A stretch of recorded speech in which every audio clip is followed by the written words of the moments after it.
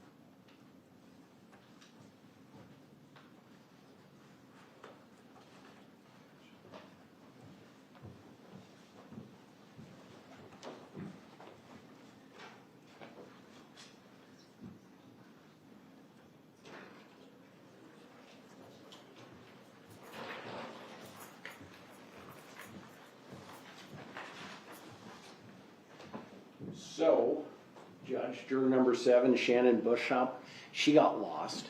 She's close by. And juror number 11, Jose Serrano.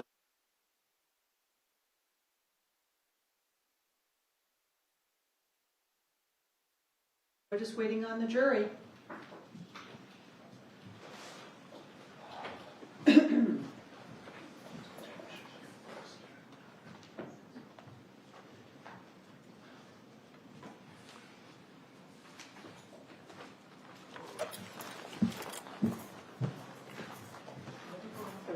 Yeah, we might as well go off the record.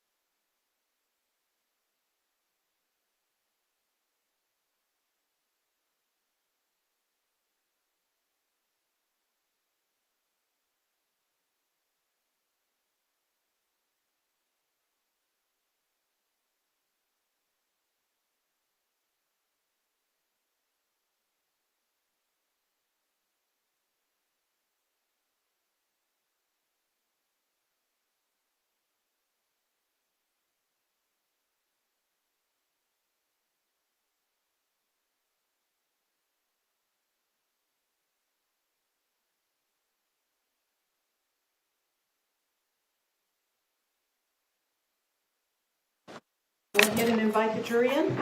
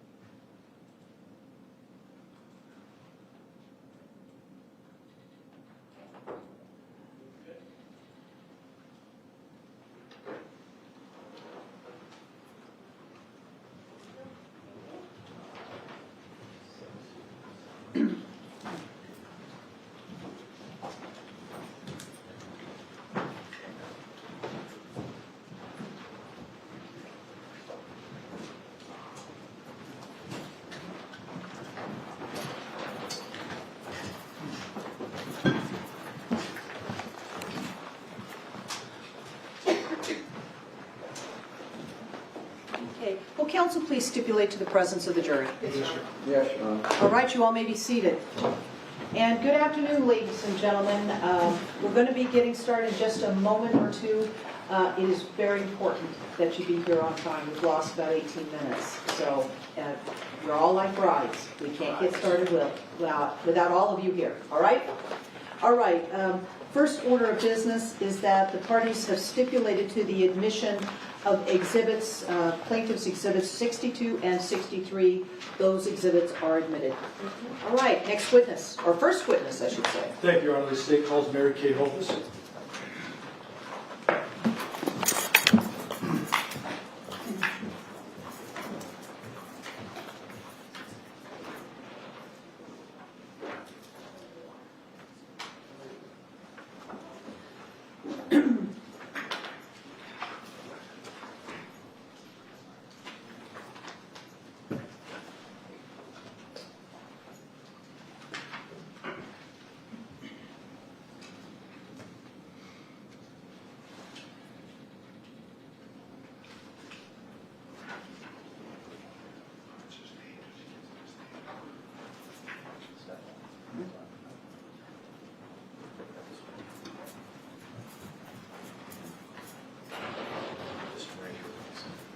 Will you please raise your right hand?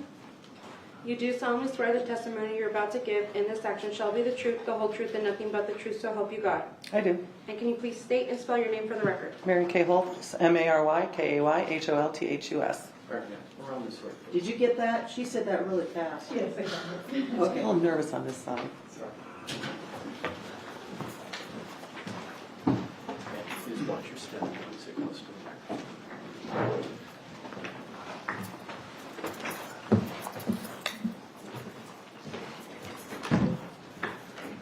Counsel? Thank you.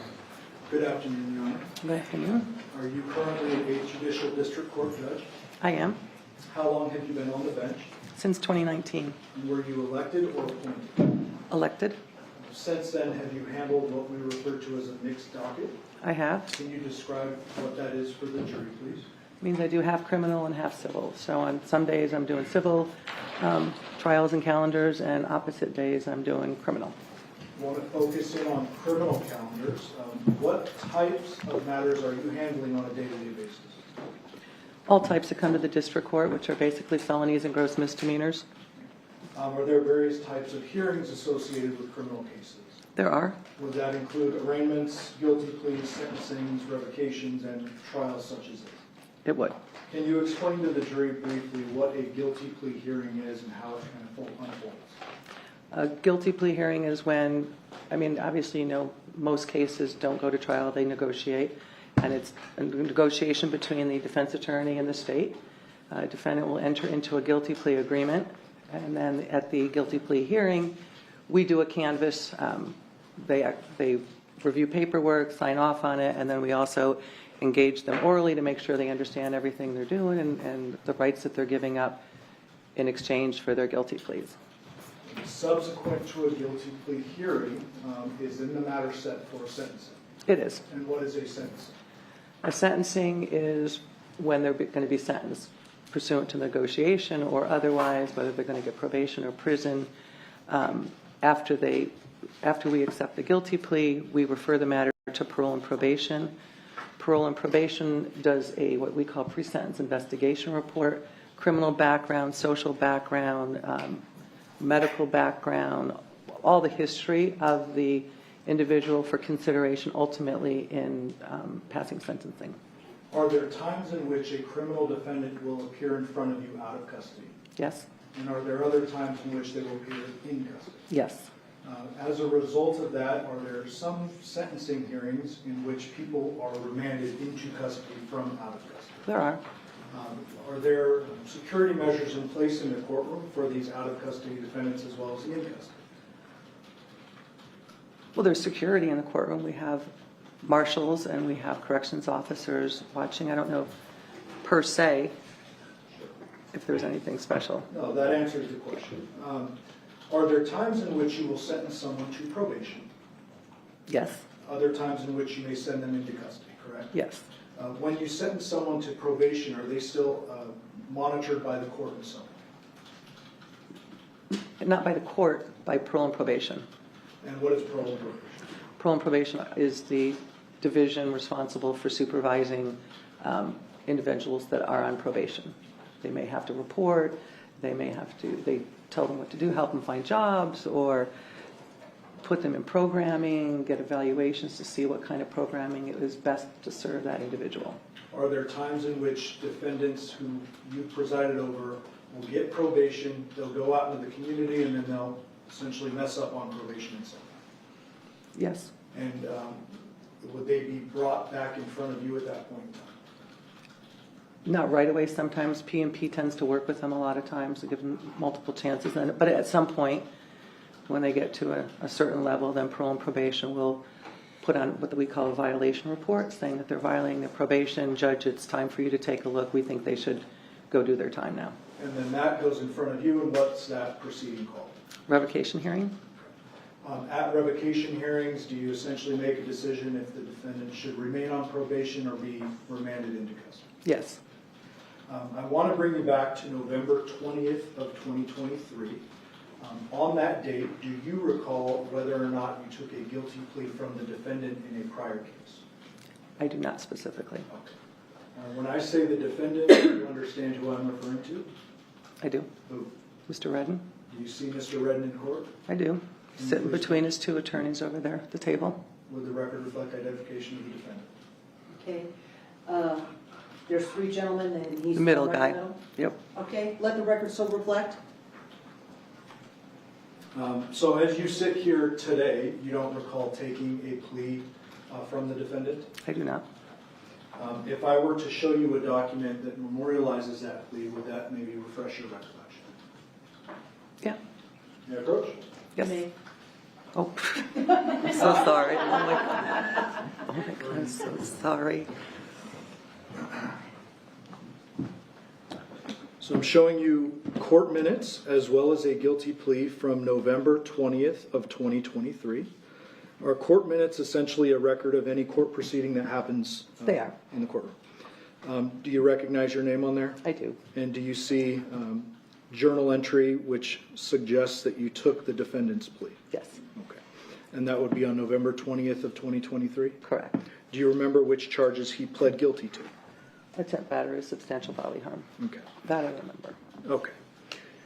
And so on this particular date, when you took the defendant's plea in the prior case, was he released from custody? He was. And was that pursuant to an agreement in the guilty plea? Correct. When he's released from custody, I would presume he goes back out into the community. Is that He right? does. And then you set a proceeding to follow the guilty plea. Correct. The What was sentencing. that? The sentencing date. Okay. And you talked a little bit about the sentencing date. You mentioned that you received some materials to review in order to prepare for a sentence. Right. And in this particular case, did you receive those materials? I did. And what were those materials? Well, I always have the guilty plea agreement, so I know what the negotiations were, and the pre-sentence investigation report, It's- primarily. Primarily, you said? If sentencing was set in this case on January 3rd of this year, when would you have prepared your calendar and reviewed those materials? Sometime in the week prior. And Usually so- closer in time, so I remember. I don't remember, because it was a holiday kind of time, it was our first day back. It may have been like the Friday before. Okay. And so you know some things in advance about the defendant when you're going in to do a sentencing hearing. Is that Oh, correct? yeah, Do you remember reviewing a PSI in this case? I do. Can you explain just briefly for the jury, when you're reviewing a PSI, what are the types of things you're looking for in order to determine the appropriate sentence? Generally, the first thing, partly because it comes first in the PSI, is the age. Because depending on whether, if it's somebody older who's never been in trouble before versus somebody super young, a lot harder to send an 18-year-old to prison, to be honest. And just kind of, so age is what I look at first. Continue. And then I kind of peruse, is it somebody, do they have a lot of AKAs? That kind of gives you a little heads up. A look at the family background to kind of see what we're dealing with. Is this somebody who's had problems growing up? Has there been foster care kinds of situation? What's the family situation?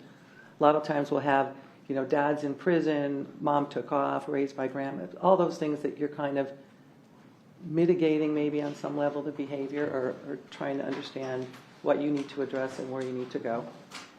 Obviously, one of the big things is the criminal history. I always jot down how many felonies, how many gross misdemeanors, how many misdemeanors, and then looking specifically at those, what types are they? Is this somebody who's got a drug issue that needs to be addressed? Are we looking at stolen identity of another, possessions of credit cards and stuff, which more often than not also indicates a drug problem and where these crimes are focused. And then kind of in a separate category is violence. And sex offenders, I suppose, another one that are a little bit different. Is prior violence an important factor for you when deciding whether to put someone back out on the streets or put them into custody? Hugely. And in this particular case, did you note prior violence in Mr. Redden's history when reviewing his PSI? I did.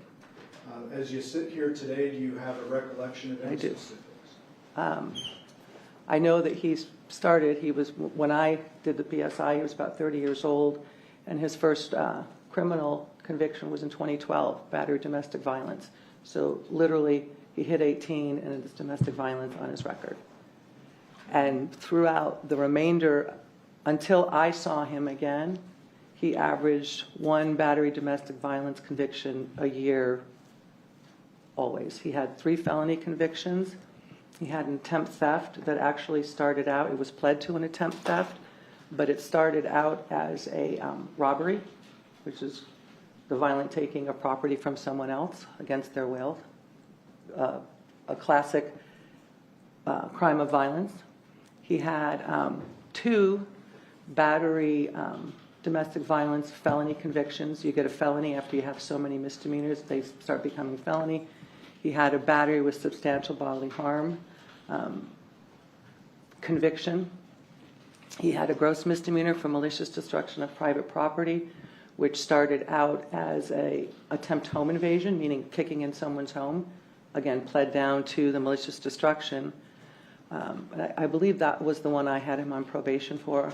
I didn't recall it, but I've since learned that he was in my department on probation for that, and I ultimately revoked him because of the case that I was seeing him on back at the time of the attack. Okay, so that's a lot of information. I know, sorry. I Okay. do that. I appreciate that. Okay, do me a favor, both of you.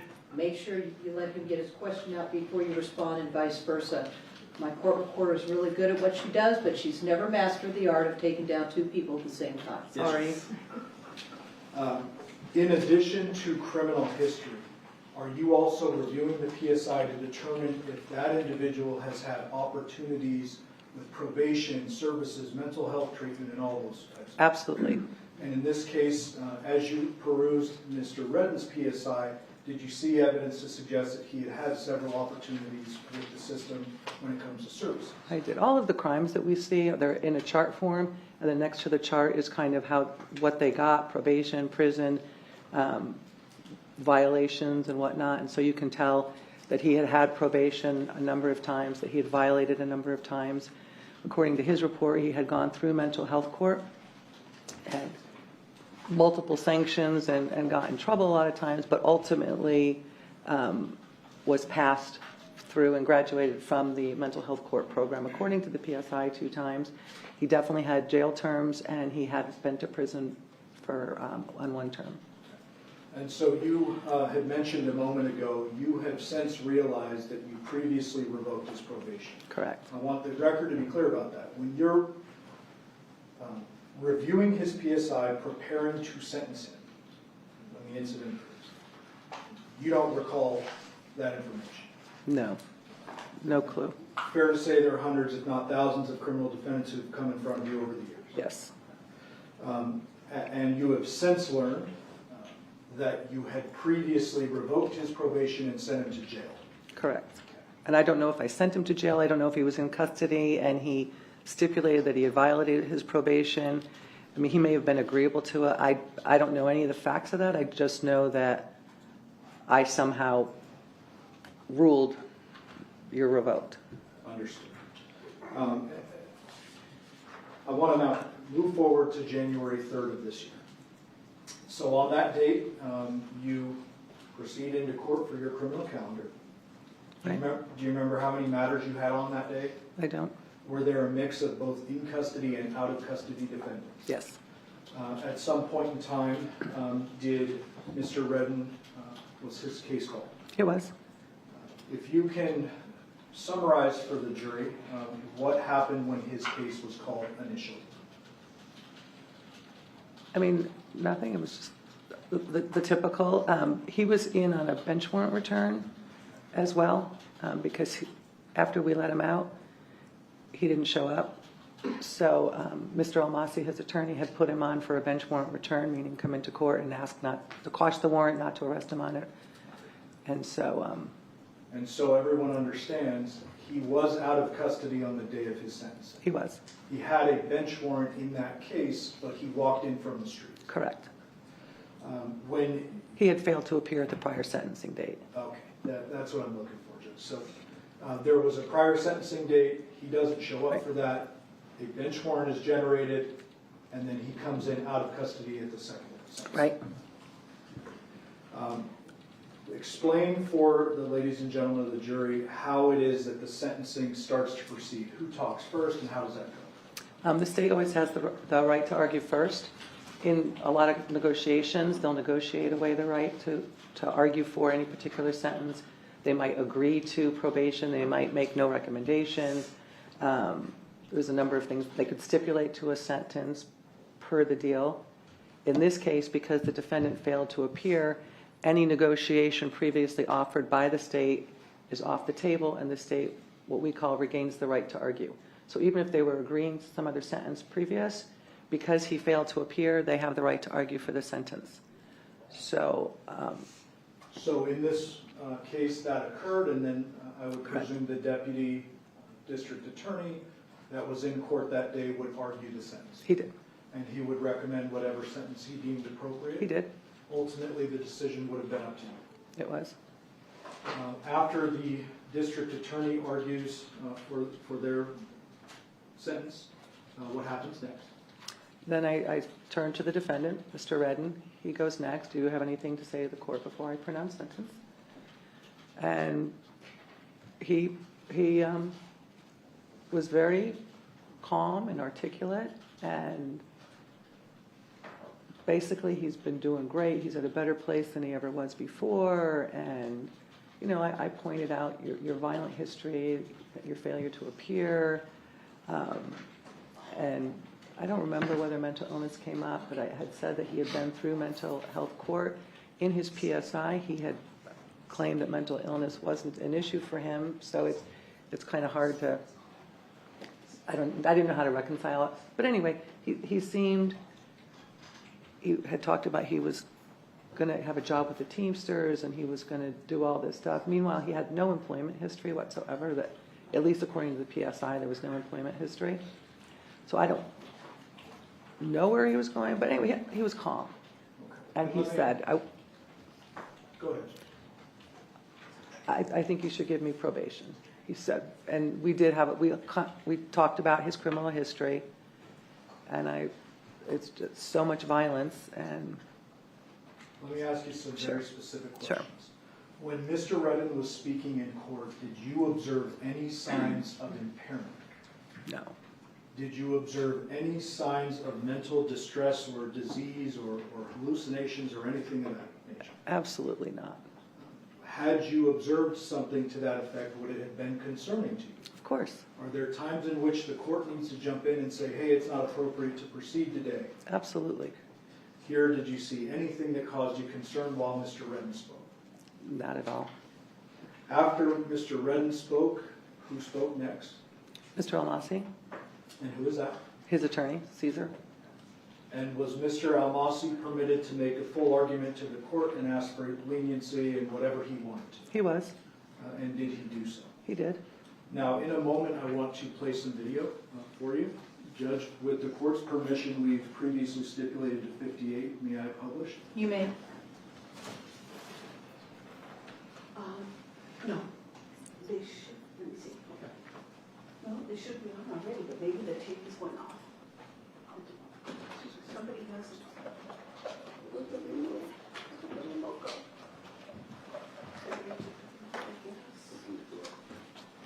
Oh, he has it, okay.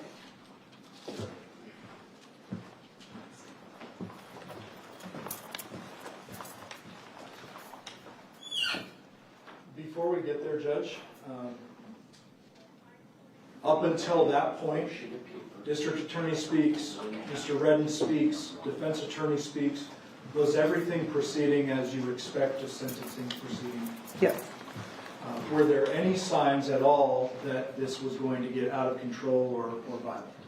no, it was actually completely contrary, because he was, like I said, calm and articulate, and he said, this is what I'm doing. But at the same time, he said, but Judge, I understand you got to do what you think is right, and I understand that. So it was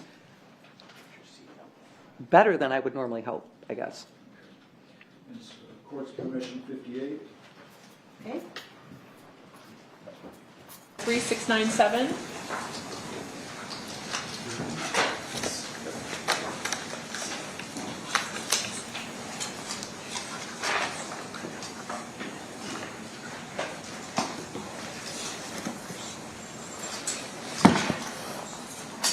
Alright, this is time set for entry of judgment and position of sentence. Is there any legal cause or reason why judgment should not be pronounced against you at this time? No, Judge. By virtue of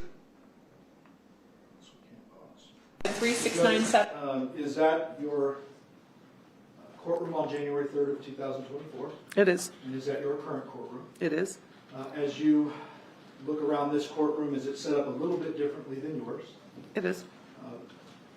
The folks that are on the right-hand side of the screen, do you know who they are? Yeah. The Who are they? deputy DAs, Jory Scarborough and Richard Scow.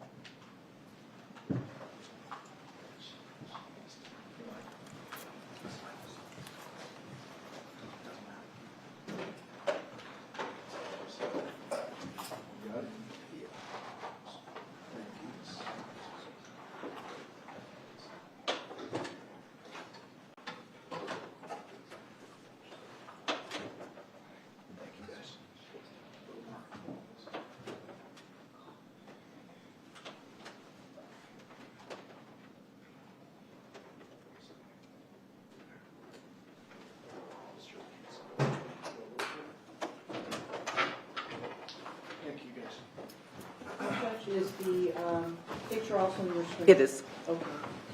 You can see that on your screen there, Judge? I can. The folks on the right, who are they? The district attorneys, Richard Scow and Jory Scarborough. And on the left? Cesar Almasi, Is that the gentleman in the blue suit? it is. Who's that taller guy standing in the center of the room? Shane Brandon, my marshal. And is Shane Brandon, similar to Marshall Black, responsible for courtroom security? He is. Counsel, can I have you approach for a moment?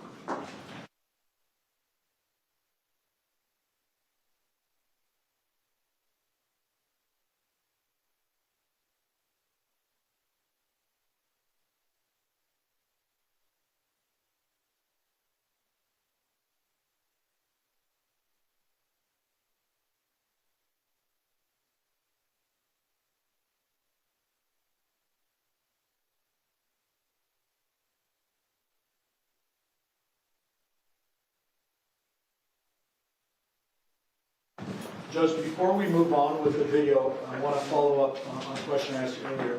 You had mentioned PSI. What does that actually mean? Pre-sentence investigation report. And is that, as you described, several pages long, and it would give not only criminal history of an individual, but where they're from, their childhood, their background, their marital status, their health, and various other things. Yes. Essentially, it's a packet that is supposed to give you everything you need to sentence an individual appropriately. Correct.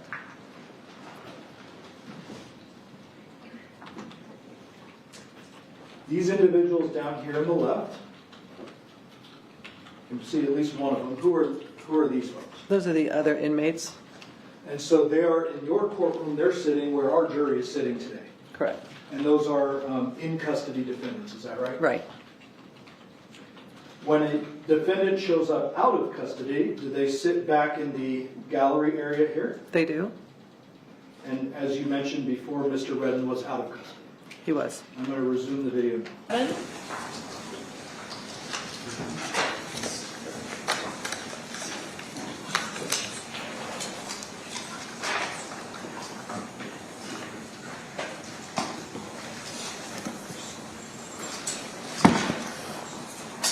Alright, this is time set for entry of judgment, imposition of sentence, or legal cause or reason why judgment should not be pronounced against you at this time. No, Judge. By virtue of you plead guilty, I hereby judge you guilty of attempt, battery, or substantial bodily harm. My notes indicate the state retained the right to argue to the bench warrant. Is that correct? Yep. That is correct, Judge. All right. State.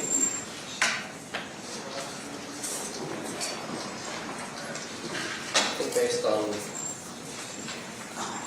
the criminal history, Judge, that are listed in the PSI, I know you see all this, I don't need to rehash everything. My concerns are there are crimes of violence Yep. in the PSI, 3 felonies, 1 probation revoked.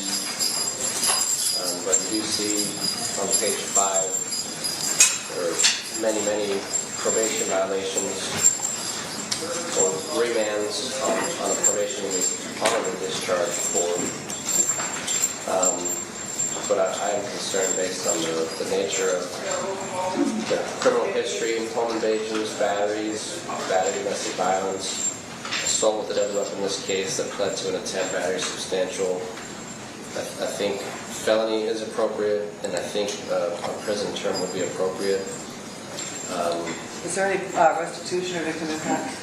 No, Judge, not that we have today. So, but I do think prison is appropriate. I asked the court to impose 19 to 48 on this case based on the criminal history and the facts of this case. Judge, could you hear that okay? Uh-huh. When the deputy district attorney asked for 19 to 48, just describe what that means in our world. The attempt, battery, or substantial bodily harm that he was charged with could be treated either as a felony, where you could get 1 to 4 years in prison, or it could be treated as a gross misdemeanor. You get up to 364 days in the Clark County Detention Center. He was asking that it be treated as a felony, the 1 to 4, and he was asking for the maximum sentence under that felony, 19 to 48. It's 19 months to 48 months. Here in Nevada, you get a max and a minimum sentence, so you get the 48 months or the 4 years. The minimum is supposed to be a truth in sentencing to let you know how much you have to serve before you are eligible for parole. And that would be the 19 to 48. The minimum can't exceed 40% of the maximum, so truly the maximum minimum and the maximum in this case was 19 to 48 months. Mr. Redden, is there anything you want to say on your own behalf before I pronounce sentence? So basically, I would like to tell the courts and everyone here, like, based on my criminal history, like, I feel that, like, I shouldn't be, like, sent to prison for a second time. Have you looked at your criminal history? Huh? Have you looked at your criminal history? I actually just, I looked at it and gave When you lived it, I suppose. I just looked at it, yeah. Yeah. And, you know. 3 felonies, gross, 9 misdemeanors, multiple DVs. Got a lot going on, sir. Yeah, I just figured, like. Battery on a protected person, robberies, attempt home invasion. Go ahead, I didn't mean to interrupt you. I just figure like I'm in a better place in my mind, my mental health. I have a support system. I just got hired as a teamster for, you know, the union, you know, making $20 an hour. And like that, the reason behind every single domestic violence, I've been dealing with mental health, and I didn't know that I was dealing with mental health. And they put me in mental health court, and I still didn't know that I had a mental health problem until it was August 2022 when I realized I have a problem with this. And like having a dictionary and like understanding myself, getting to know myself a little better, and applying it to my personality, and having an epiphany at that moment in those instances, and just like trying to learn from my mistakes, you know. And I feel like I shouldn't be sent to prison. But if it's appropriate for you, then you have to do what you have to do. But I figure that, you know, if I'm in a better place in my life, I'm not doing drugs, I'm not out there committing crimes now, you know, and I feel like I should be given a shot because I'm in a better place than I was then, you know. So, but that's, I'm a person who never stops trying to do the right thing, no matter how hard it is. And I just, you know, and I'm trying, and I never give up trying to do the right thing. I know I'm not a rebellious person. I don't want to be standing there. I don't want you to have to, you know, sit up here and waste your time as well, you know? But the criteria of me saying this is that I'm a person that never stops trying to do the right things, even if it's hard, and I did the best I could. I have mental problems, I guess. Thank you.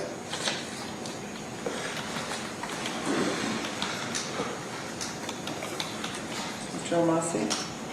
Judge, as contained in the pre-sentence investigation report, my client was diagnosed with schizophrenia and bipolar disorder. And speaking with him, it certainly seems that he's following the pattern that this court has seen so many times of self-medication. We've had 2 goes at mental health court, Mr. Massey. He did. He does have to honor the discharge from probation. So he can do probation. He can be successful when supervised. It is true that he did get dishonorable discharge. He was revoked on a gross misdemeanor that he was being supervised for just very recently. But he is in a different position now. His foster mother, who is present as a show of support, her name is Karen Springer, has provided him a place to live, which is listed on the PSI. His current address is 8 Rose Circle, Apartment A in North Las Vegas.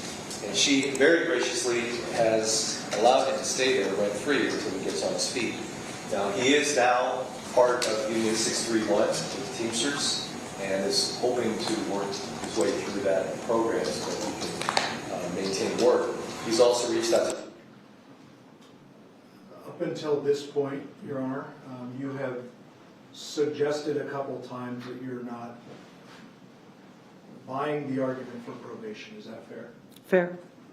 Did you just now observe Mr. Redden move his body position a bit?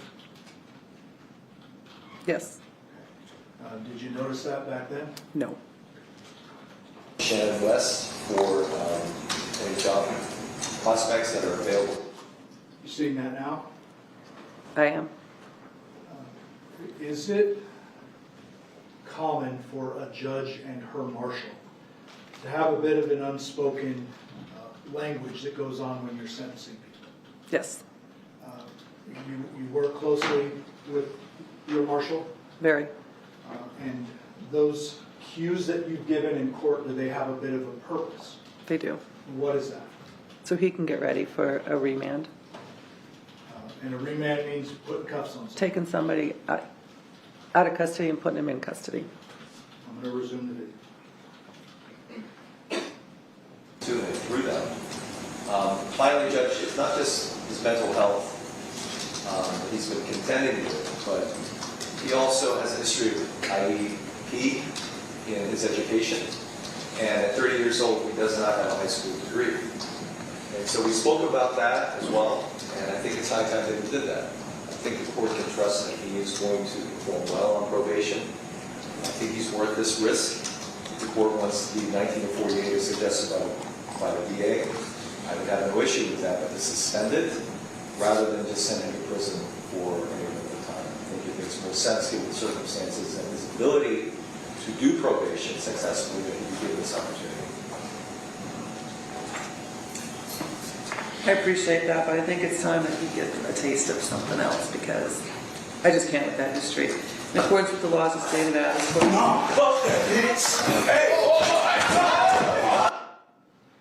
All right, before we let that play, Judge, I want you to do your best to walk us through what happens next from your memory.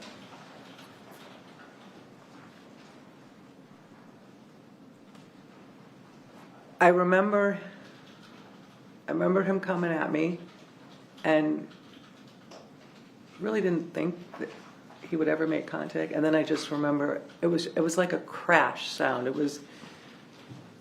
I just remember smashing into the wall.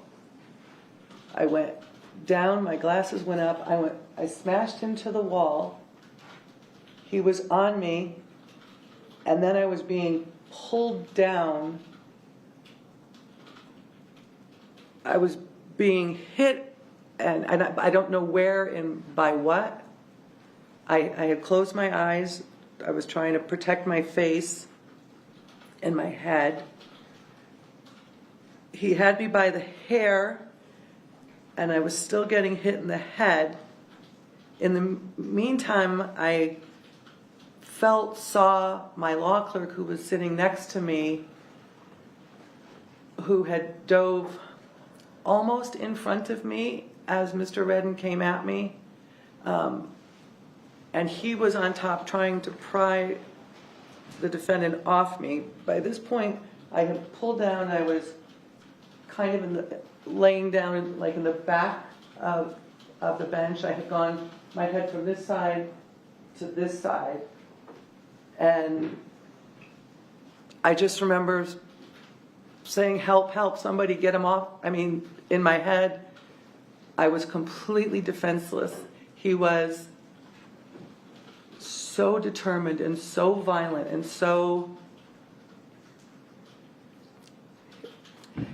It was scary. I didn't think I was going to get out of there. I'll give you a moment, and I want to play a little more video and back up a little bit.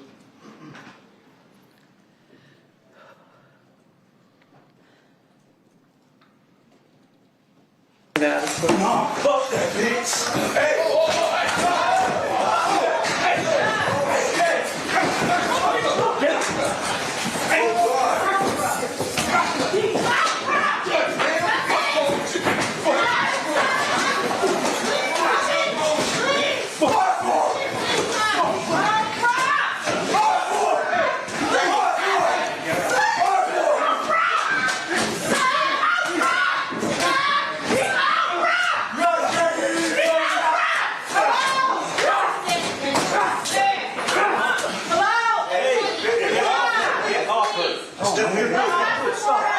Don't do this! Please, please! Wow! Where's Mary Kat? Please! Is she okay? Why are you doing that? Wow! Hey! Wow! Hey, can you fucking radio somebody? Yeah, fucking radio somebody! Can you do your best to describe the level of force he used when you were under the bench and we can't see in the video? The level of force he used the entire time was superhuman. I don't know. From the time he came through the air and smashed into me, he knocked me literally almost through the wall, out of my chair. He knocked me so hard, he knocked me out of my shoes. You know, when you see a car accident and people get hit so hard by a car, their shoes come off. I mean, that's how hard he hit me. And when I was down there, it didn't get less. We saw there a couple of individuals jump in, one of them being your law clerk. Yes. While, if you remember, if you know, while your law clerk was trying to save you, was Mr. Redden stopped? He was not. Can you describe that? What was going on physically and how? Only by feel. Because Do your best. I was down in the ground and I could just feel someone going at me who was Mr. Redden, because that's where he was, and I could feel someone trying to pull him off and leave her alone, and you know, this like they're fighting over me. I mean, Michael's trying to pull him off and he's not letting go. Do you know, based on memory, where his hands were? I do not. Do you remember being struck or hitting your head while you were down behind the bench there? Yes. Do you remember what struck you? I do not. Do you remember what side of your head it was? Left at that point. Did Mr. Redden continue to attack you while Mr. Lasso was pulling you? He did. At some point, Mr. Lasso and the others are successful in getting him physically off you. So 3 of them. 3 or 4 of them it took to get him off me. where did you go, or what did you do once they were able to? As soon as I was clear enough, I literally rolled onto my bench in fetal position. I would presume that this was extremely traumatic for you, but I have to ask, do you know if you went unconscious during the attack? I don't know. What is the next thing you remember after rolling into the fetal position under the bench? I remember thinking, why is it taking so long? I mean, there was chaos in the courtroom, there was screaming, the alarms were going off, and there was still a struggle. Again, I couldn't see it.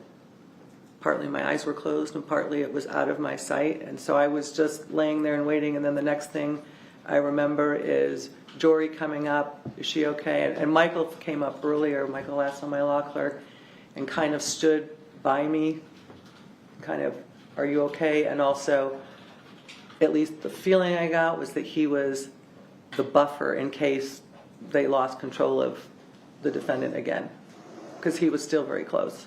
While the attack was actually going on, what was going through your head? I'm not going to get out of here. And it's a weird thing, because I know that there's video, and there's a part of me going, I'll be dead. But I have 3 kids. They're going to watch. And that's what they're going to see. That's what was making me so mad. Not what he was doing to me, but what he would do to my family.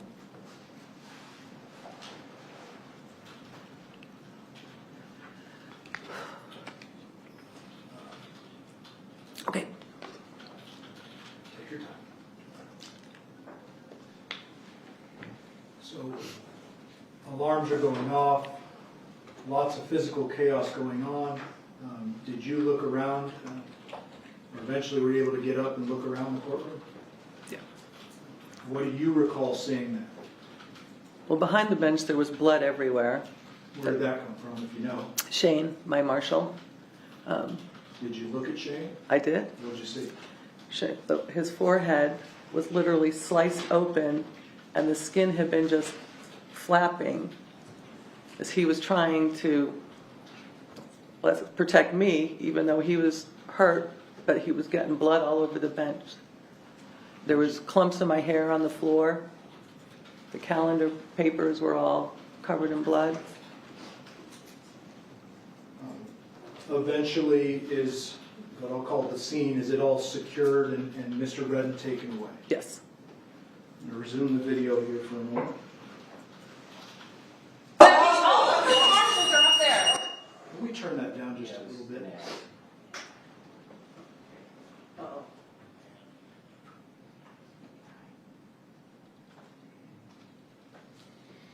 Oh my God.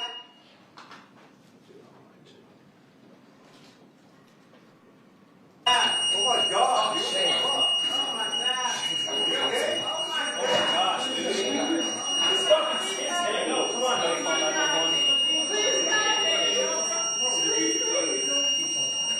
Hey, where's Mary Kate? She's right here. She's right here.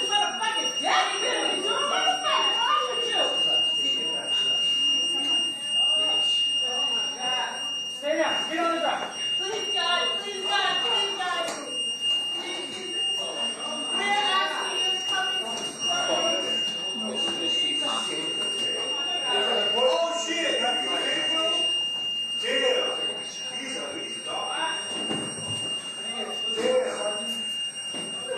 Fucking ass dude. He's in the ring. Where it should be. Yeah, go ahead. Hey. Hey. Hey.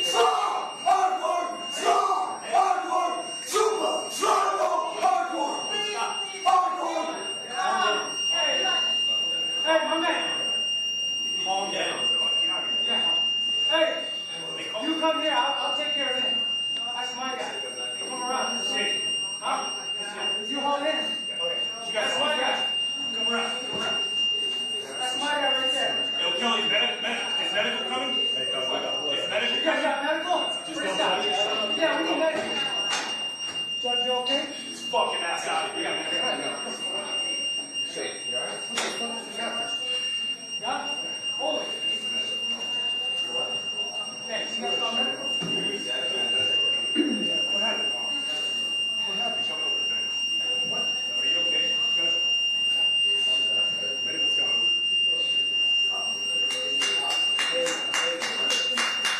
Come here. Come here. Fucking clapping, Come you here. know? Jump in. Yes. Hey, grab this guy. We're over here. Clapping. This right here. I'm good. Are you alright?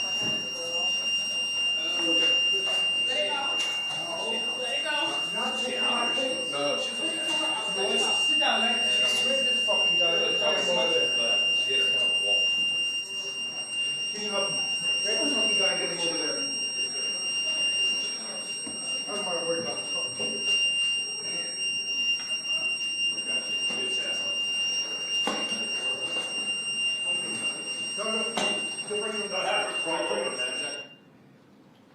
Judge, did you see yourself finally getting up there? I did.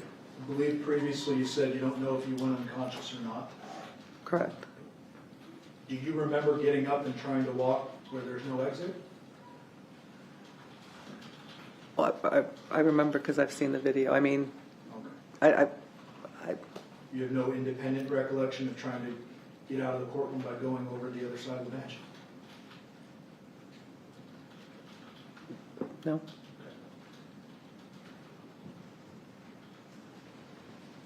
She hit her head, bro. She hit her head. She hit her nose. Hard.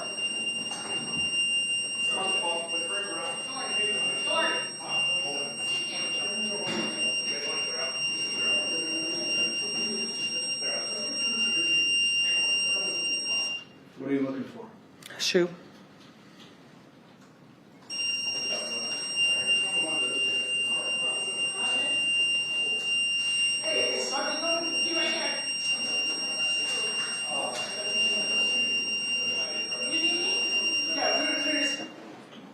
Once you are cleared from the courtroom, can I presume that there was an investigation that ensued? Yes. Las Vegas Metropolitan Police Department detectives come down and document the scene. I don't know who documented the scene. By then we were in the back. AMR came and medical was clearing everybody and taking Shane out and stuff.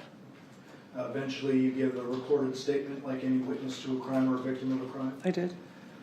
And can you describe for the ladies and gentlemen of the jury the injuries you sustained, if any? Obviously, I hit my head. I did my family didn't want me driving, so my daughter drove me home, and then they insisted that I go to the hospital and get a scan to make sure I woke up in the morning because it looked pretty scary. The scan was okay, but obviously I had a headache for a few days. The spots where he pulled out my hair, you know how when you get your hair pulled out, it's sore for a while. That was sore for a few days. My arm, my back, everything was stiff, like, you know, you get jostled around. The next day, the worst part for me, the next day was my neck. I don't know what it was. I don't know. All I know is I literally, during the day, was holding my head up, like, with two hands because my neck was so sore and so tired. It just hurt. My tailbone, that hurt for weeks. If you ever bruise your tailbone, that just doesn't go away right away. And I was walking older than my age for a while. I didn't get back on the treadmill for 2 or 3 weeks. And when I say back on the treadmill, that means I walk on it. It's nothing. But I couldn't even walk on the treadmill for a couple of weeks. And then it was several months before I could lay on my left arm. I couldn't sleep on it. That was... What type of injury did you have on your left arm? That's what took, I think, the bulk of the initial hit. Again, I don't know what it was that hit me there, but I still have, it's been how long now, and there's a round, it's not horribly disfiguring, but it's a definite, you can still see a round, raised, bruised, fleshy, something not like the rest of it, marking where he made contact with me that day. But it took me months before I could sleep on my left side again. In the days following the attack, were you photographed, and did you also, you and your family members, take photos of your injuries as they progressed? We did. Were there several times in the following days where you lost large clumps of hair? Yes. I have to ask for the record, ma'am, how old are you? 63 now. And you would have been 62 at the time of the incident? I was.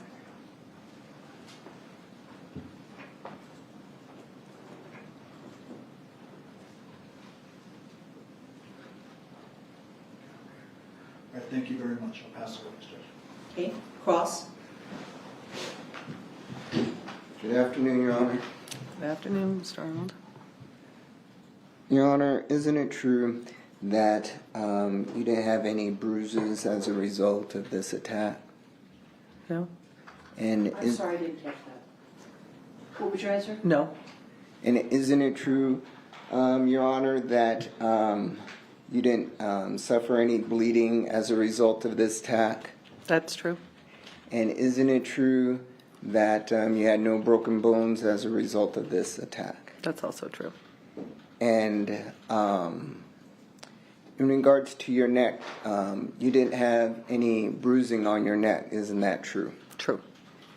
Isn't it true that you didn't know how many times, if any, that Mr. Redden hit you with a fist?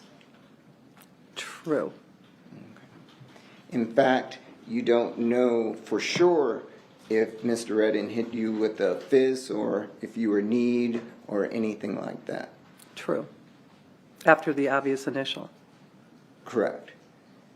And let's make that clear for the record. So when you say after the obvious initial, I'm not talking about the leap, but when you're actually on the floor, you don't know if you're being struck by Mr. Redden with his feet, his fists, or anything like that. Correct. Just that I'm being hit. Just that you were being hit. And were you covered up? Was your face covered up at the time? I'm going to assume so. I mean... Prior to him jumping over the bench, you didn't see him with anything in his hand? No. And you didn't see during the attack him having anything in his hand? No. You know, you're asking it in the negative, the last two questions, Mr. Arnold, and I'm afraid that it'll come across in the transcript as a double negative. Could you re-ask those questions? I just want to make sure you're getting the meaning that you want. Yes, Your Honor. So isn't it true that you didn't see anything in his hand. Yes. And isn't it true that during the attack, when you're on the floor, you didn't see anything in his hand that he was attacking you with? Also true.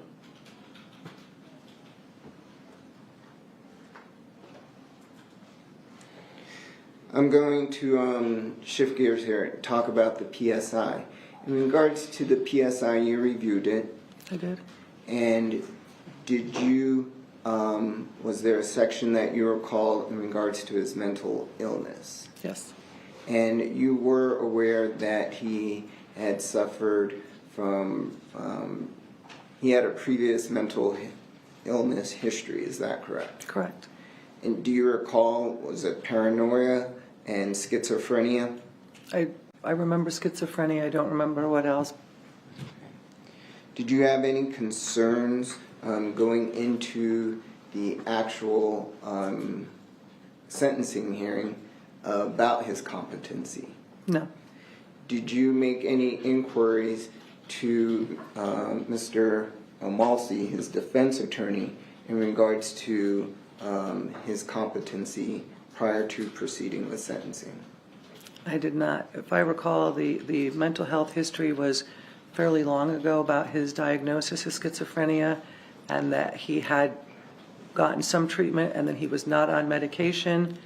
He had graduated from mental health court, and according to him, he didn't feel like his mental health was causing him any issues. That was kind of the summary of the mental health issues as I understood them from his PSI. Right. And then coupling that, normally it would be, the defense attorney would be the one to bring it to my attention that there's a competency issue if it wasn't obvious. Right. And then that coupled with his appearance in court didn't give me any cause for pause. Did you note, or was it brought to your attention through your review of the PSI, that on your case, prior to it proceeding to district court, that he was found to be incompetent? I don't recall he was found to be incompetent. I recall he was referred to competency court, but I don't recall the findings. Okay. And do you know, after he was referred to competency court, how long did the case languish prior to you receiving a guilty plea in the case? I don't know.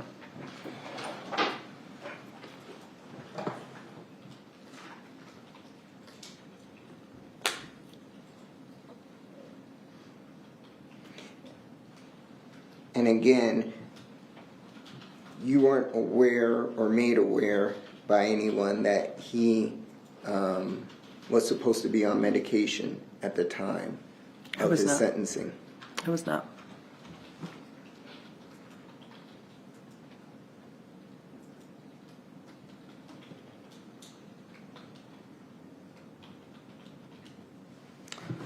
Just check my notes real quick.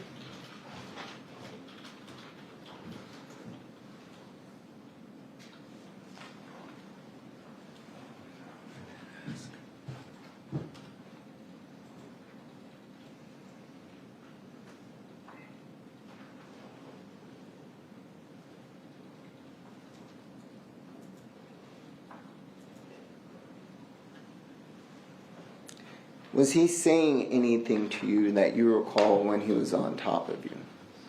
I don't recall. Do you recall if you heard any statements that he said that he was trying to kill you? I don't recall. Do you recall anything that was being said to you by Mr. Redden? I do not. It was literally chaos.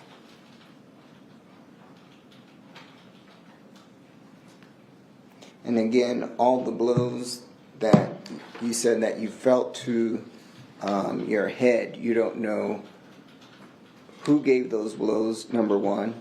Is that correct? I mean, you're assuming that it was Mr. Michael Redden. Jury and Richard literally were pulling him off me, saving my life. Okay. But for them, I'm not here. But no, I guess theoretically, my law clerk could have punched me in the head. Well, You said that you experienced blows to your head, is that correct? And so, again, there was a huge scuffle and they were trying to get him off of you. True. And so you don't know what part of anyone's body that actually landed on your head that could have caused injury. Eventually, but initially, he was the only one near there Right. that could have, yes. And do you recall also that when you gave your voluntary statement that you stated that you were only struck in the head once? I don't recall. If I said that, I do. Okay. And I don't think I've ever said there was the initial and then there was a second.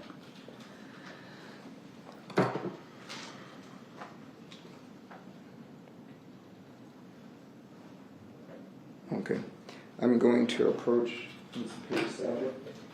May I approach to refresh your recollection? Sure. I did it again. I'm so sorry. That's okay. Just where I have it highlighted. Where you have started me? Yeah, just read So in what? between that. You want me to read it to you? No, no. Let me Just read myself. read it and refresh your recollection. You know the drill. Then I'll ask questions. Can I keep that? Yeah, if you want.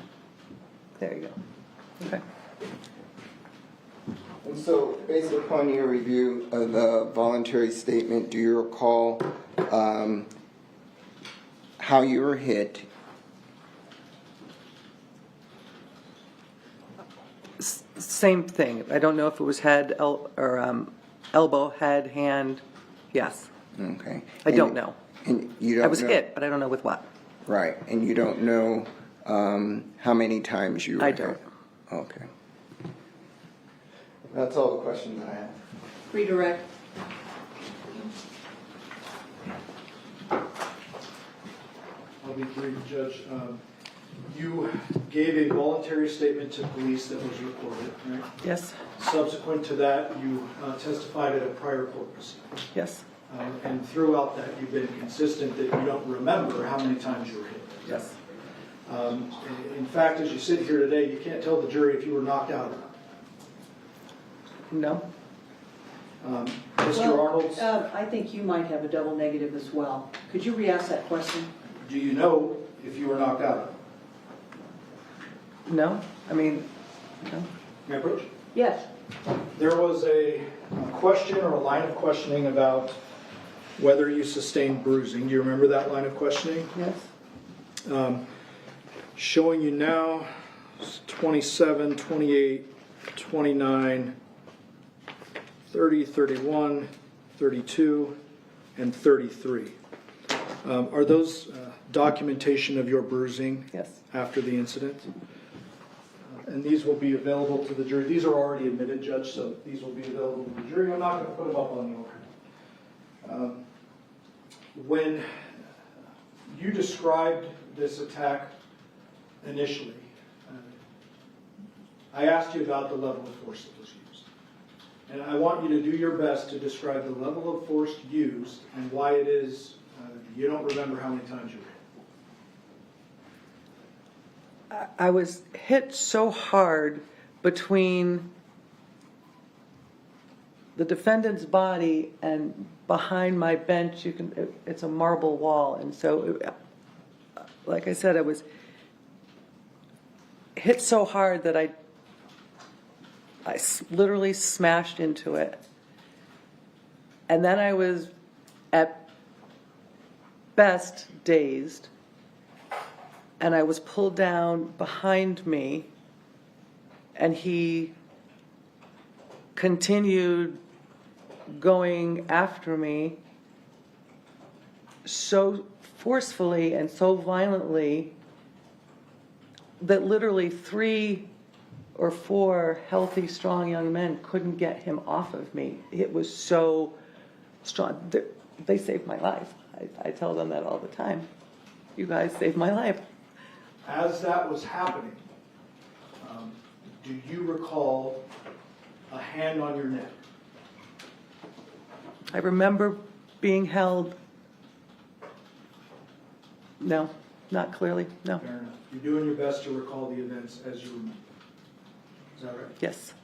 Thank you. I do know I lost hair, a lot of hair from that side. Thank you.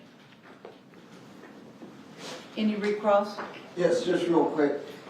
And, Your Honor, in regards to the bruising, the pictures that you were just shown, those were pictures in regards to bruising on your shoulder, your arms, and your legs and tailbone. Is that correct? Well, you don't have a picture of my tailbone, but Your back area. my lower hip, my Right. shoulder, and my upper arm. Yeah. Okay. And there was no bruising to the face, and there was no bruising to your neck. You have to say, You asked, there was no bruising, and she's saying no. but we have to get it verbally, and Right. I'll start it over again. There was no bruising to my neck There was no bruising that I'm aware of, yeah. to your neck, and there was no bruising to your face. No. That's correct? That's correct. Sorry. Okay. That's all right. All right. I just want to make sure the transcript reads Reads. the way that you guys want it to read, that's all. Right. All right. No further questions. Thank you. Okay, you may step down. Thanks. Thank you. Appreciate it.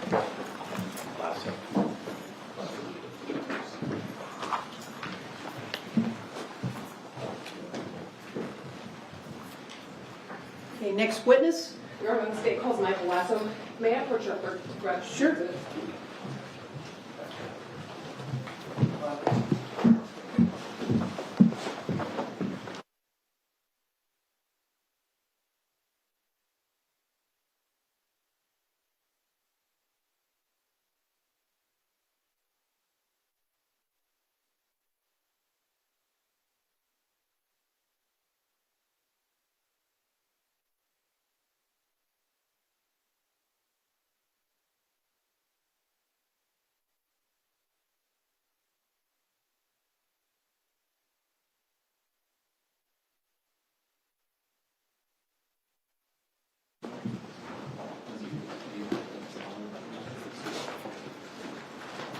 We're ready for the witness. Yes.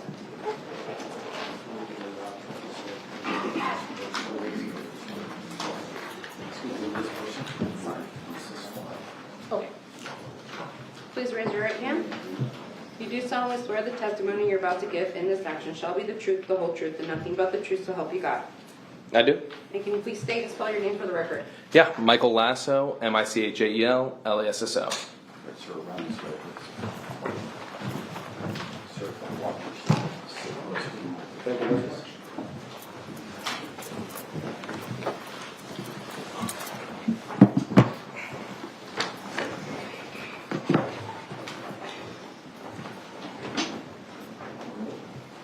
May I proceed, Your Honor? You may.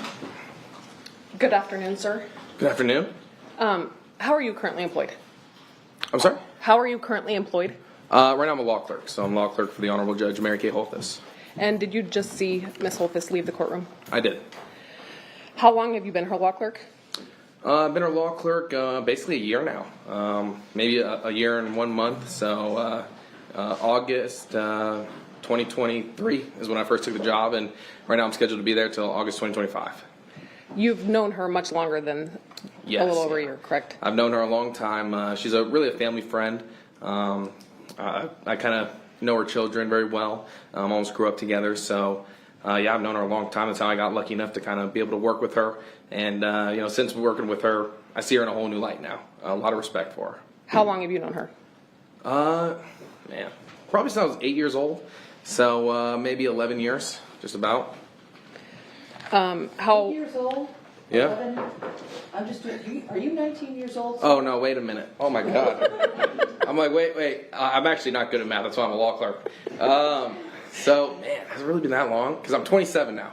So that 21 years. Wow. Or no. 19. Oh no. It's a long time. Long time. Okay, so you've known her for 19 years. Yeah. And that's how you became her law clerk? Yeah, pretty much. That's how I became her law clerk. I guess I got a good recommendation, so I was able to get the job. What does a law clerk do? Law clerk basically kind of just does whatever the judge needs. I mean, I do a lot of briefing for her. I'm almost the middleman in between the judge and anyone else, like attorneys. So anyone that wants to contact the judge, anyone wants to speak with her, anyone that files a motion, anything like that, I'm the middleman in between. So I'm looking at all the motions, I'm speaking to all the attorneys, I'm kind of coordinating everything. I brief all the motions for the judge, kind of give her a heads up. And sometimes it's as simple as, just giving her a cup of coffee. Do you also accompany her to her calendars? Oh, yeah, absolutely. Every calendar, I sit directly next to the judge, kind of on the left side of her, and we have a split docket, so we have criminal and civil, so I'm just kind of on that left side, almost where this monitor is, and I'll kind of be right here, and the judge will be right there. She has her own monitors, and I have kind of my own computer, and I'm directly next to the judge for every calendar.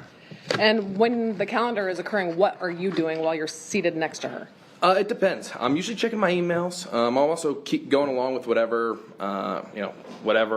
matters up. So, maybe if it's a criminal matter, I kind of pull up that entire file. If there's anything the judge quickly needs printed, or if maybe it's a police report or anything like that, I kind of right there. I have a printer there. I can print anything she needs. Or sometimes I need to run in the back, get her something that she needs, maybe make a copy. Basically anything at all, just to make sure the calendar runs smooth.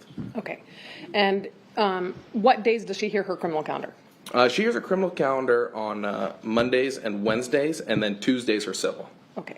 Is it fair to say that the courtroom that she presides in is set up very differently from the courtroom we're currently in? Oh, absolutely. Much different. This is a much bigger courtroom, but the defense and plaintiff desks are much further away. I would say these are a lot closer than the ones that are in her courtroom.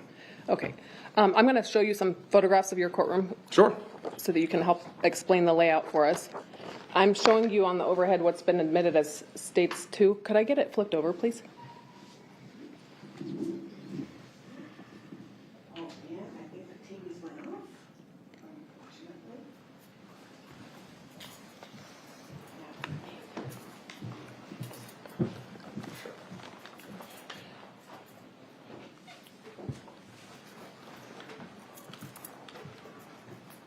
There we go.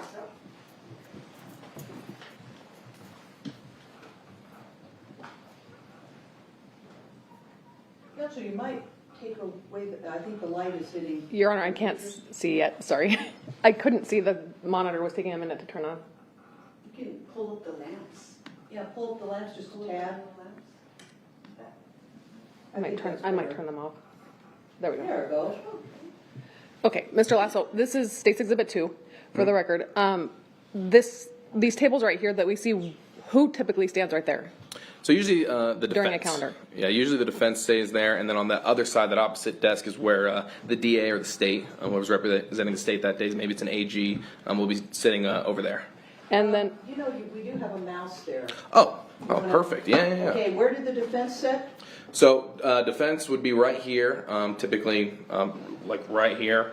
Maybe the attorney would be next to him. And then on the other side here,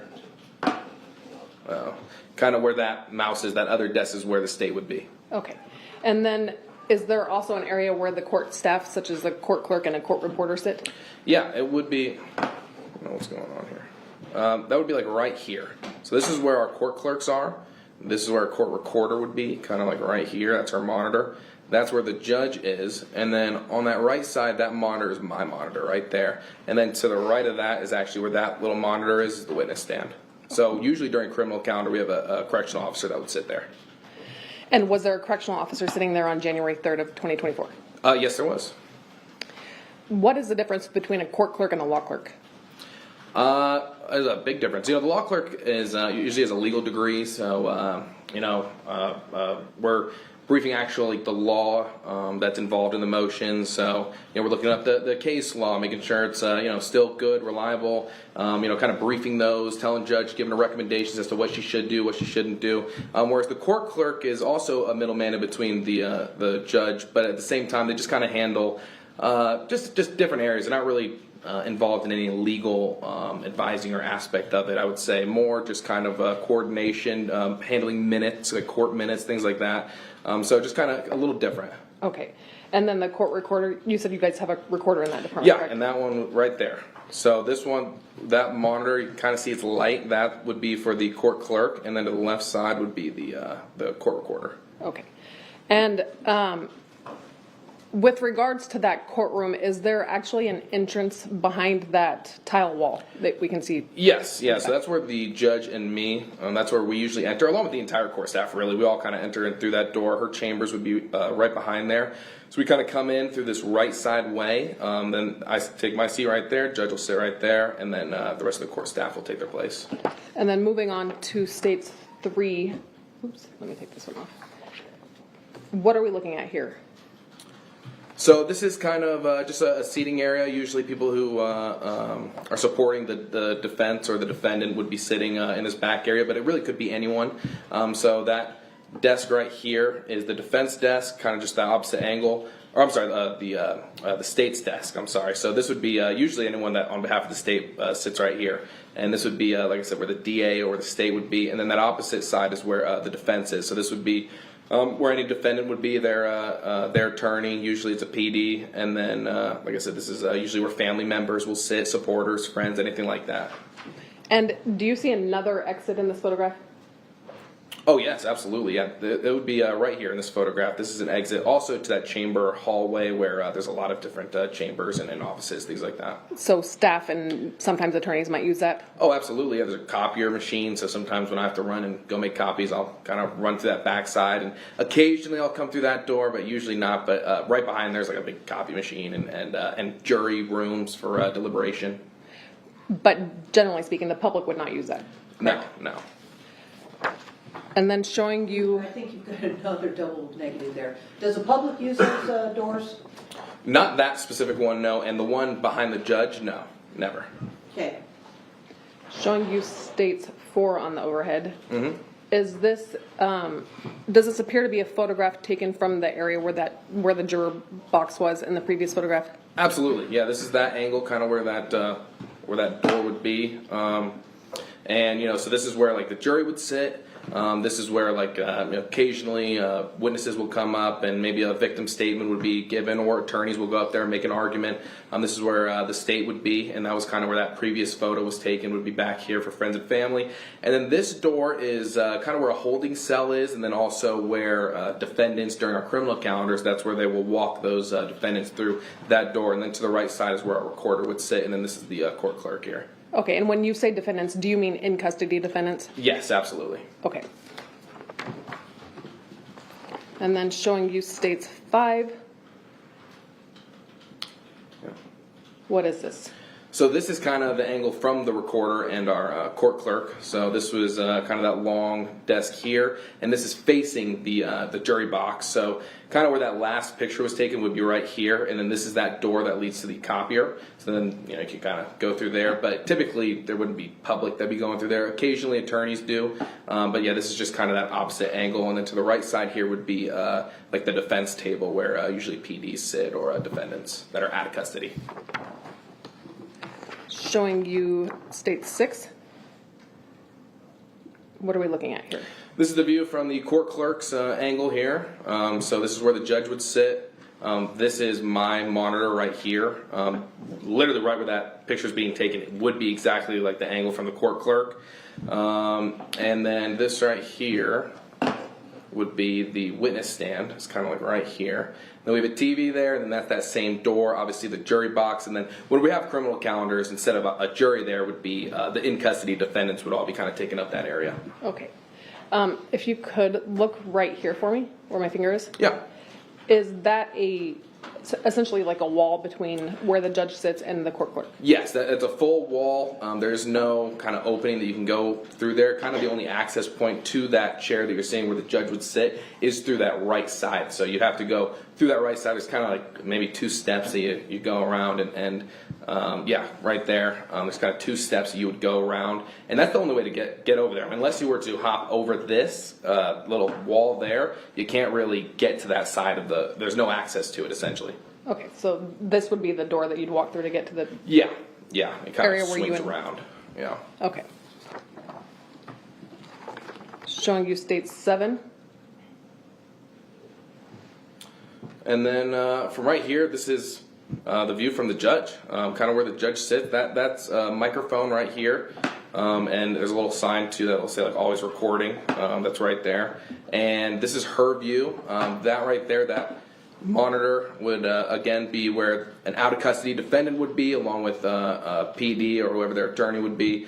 This side would be usually typically filled up on criminal days with defendants, the in custody ones, and then on the right side would be where the DA or the state representative would be. And kind of like the equipment where I'm standing, there's an Elmo mirror. Absolutely, yeah, just like that. And attorneys will walk up, they'll give arguments, and that main door right there is the access point for the public or attorneys that are going into the courtroom that day. Anyone that's essentially not a courtroom staff member is typically walking through that main door there. And you're talking about the two double doors? Correct. Yeah. Okay, we're starting to talk over each other, so why don't we make sure she gets her question out, and then counsel make sure he gets his answer out, okay? Showing you states 8. What are we looking at? This is kind of my view, even though that's not necessarily my chair, that's the judge's chair. I'm just kind of just turned to the side, but this is my angle. This is my monitor right here, and this is kind of the view if you were to stand up in that little room section that's blocked off. This right here is that wall area that we were talking about earlier. That's completely closed off. That's the court clerks right here in the recorder. And this is, like I said, my monitor, so this is kind of would be my view. Okay, and I'm going to zoom in on something really quickly here. Mm-hmm. Do you see the red and green buttons right there? Yeah, I do. What are those? I'm not exactly sure what they are. I think they're panic buttons or silent alarm. I'm not exactly sure. Or they may be, I know there are certain buttons that lock the courtroom doors. It could be those, but I'm not exactly sure on what those are. I've never really had to use them. Okay. Showing you states 9.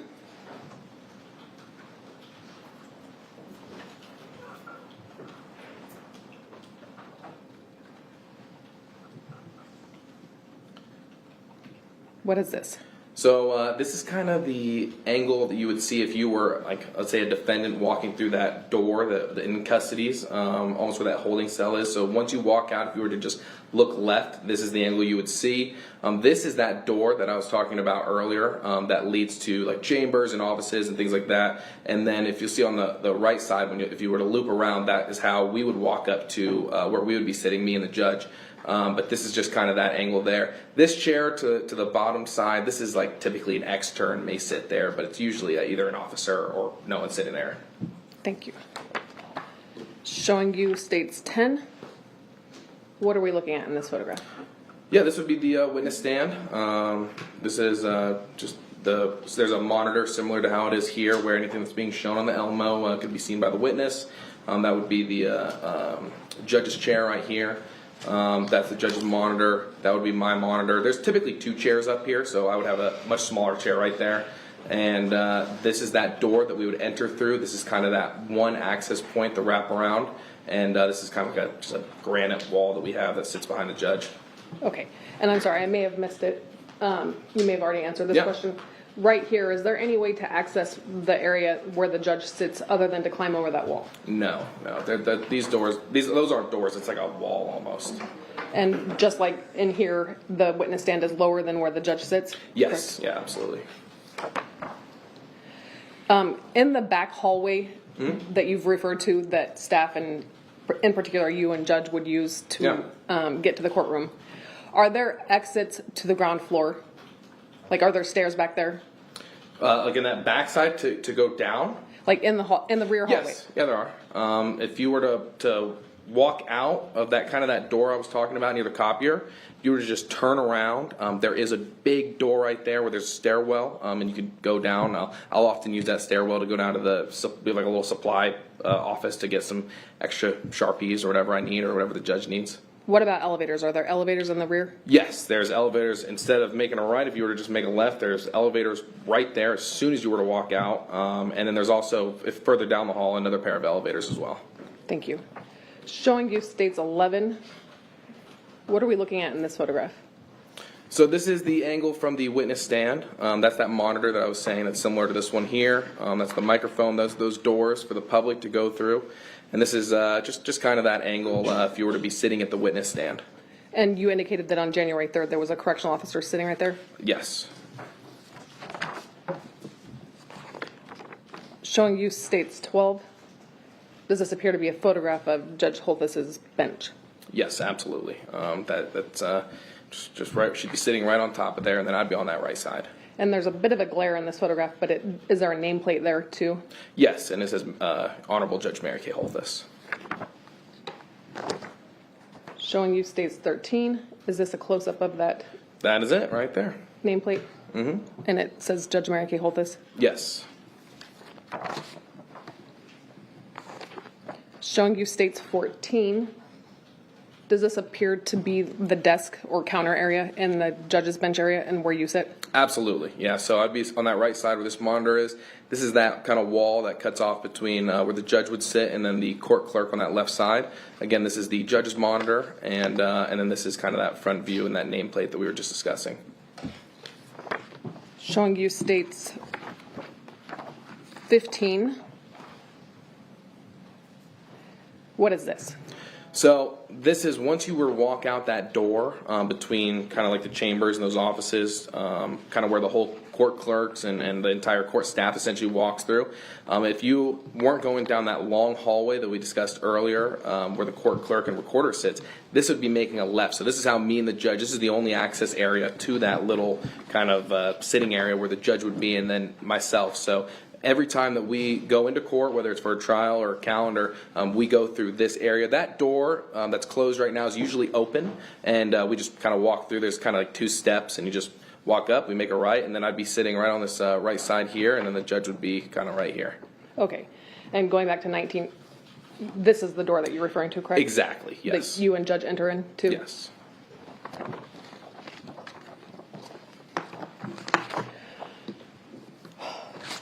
Are there cameras in the courtroom? Yes, sir. Are you familiar with the JAVS system? Yes. Is that one of the recording systems in the courtroom? Yes. Do you know whether or not the system will kind of alternate between various cameras in the courtroom? Absolutely, yeah. Depending on whatever the mic picks up, it'll usually could change from the witness stand to the judge and also whoever's speaking, whether it's an attorney or a defendant or kind of whoever's on that other side where the desks are. So it's activated by noise. Absolutely. And JAVS, what does that stand for? That I don't know. I don't know what JAVS stands for exactly. But I know, it's just kind of the recording system that can catch whatever's going on, and if like we need to look back or like if the court clerks are making their minutes, they'll typically go back and watch the JAVS to hear exactly what attorneys were saying or the judge, so that way they can get an accurate depiction of what had happened and occurred during court. And that's, by the way, JAVS is Jefferson Audio Visual System. Just an FYI. Thank you. Learn something new every day. Is there also a fixed camera in the courtroom? Do you know? Yeah, I believe there is. Yes. And do you know approximately where in the courtroom it's mounted?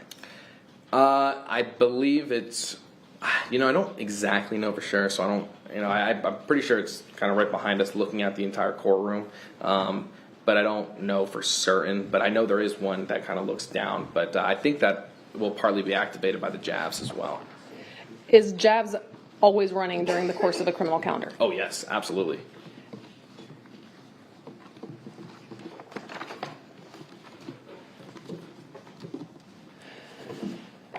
Now, to go to January 3rd of 2024. Mm-hmm. On that date, you were not originally supposed to be working, correct? Correct. Were you supposed to have the day off?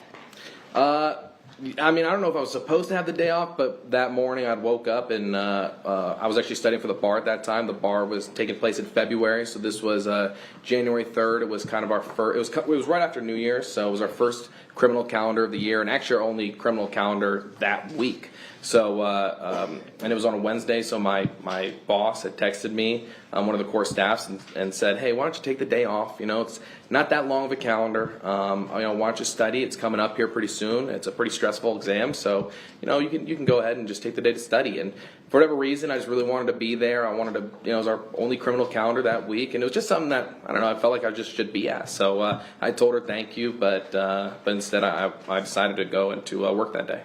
And on that date, did you sit next to the judge like you would during any other calendar? Absolutely. Were you multitasking like you indicated you typically do? Yeah. I prepped the files that day, kind of started off as any other, and during calendar, I remember just going through emails, check in to see if there's any updates. Sometimes attorneys will email you right during calendar, so just kind of checking and making sure everything was running smoothly. During a typical criminal calendar, I know you indicated that there was at least one correctional officer seated in the witness stand in the courtroom. Yes. Are there typically more than one correctional officer? There usually is. Sometimes there's only one. We always have our marshal there as well. But especially if it's like a lot of defendants that are in custody coming in, there will be maybe 2 correctional officers, occasionally 3, but usually, like I said, you'll have the one. You'll always have the marshal there as well. Are there times when the correctional officers who are present in the courtroom might remove some of the in-custody defendants and take them back to the Clark County Detention Center? Absolutely, Yeah, especially if there's a lot of defendants in a particular day, or maybe if there's like some sort of intermission or break, whatever ones we've kind of gotten through the in custodies, they'll go ahead and kind of uncuff whoever's together or whoever hasn't gone, and then they'll go and walk those individuals through that door that we were talking about, and then on to CCDC. But there will always be at least one correctional officer in the courtroom if there are in custody defendants, Yes. correct? Oh, yeah. And you indicated that there's also a court martial that's in the courtroom during criminal calendars? Always, yeah. And is that Marshal Shane Brandon in your courtroom? Yes, it is. And typically, how is he dressed? In full uniform. He's got, a vest on, and he looks almost like a police officer. It's like a brown tan shirt that he has, and like I said, a vest. He's got a full belt. He's got a gun on him. He's got a badge, everything like that.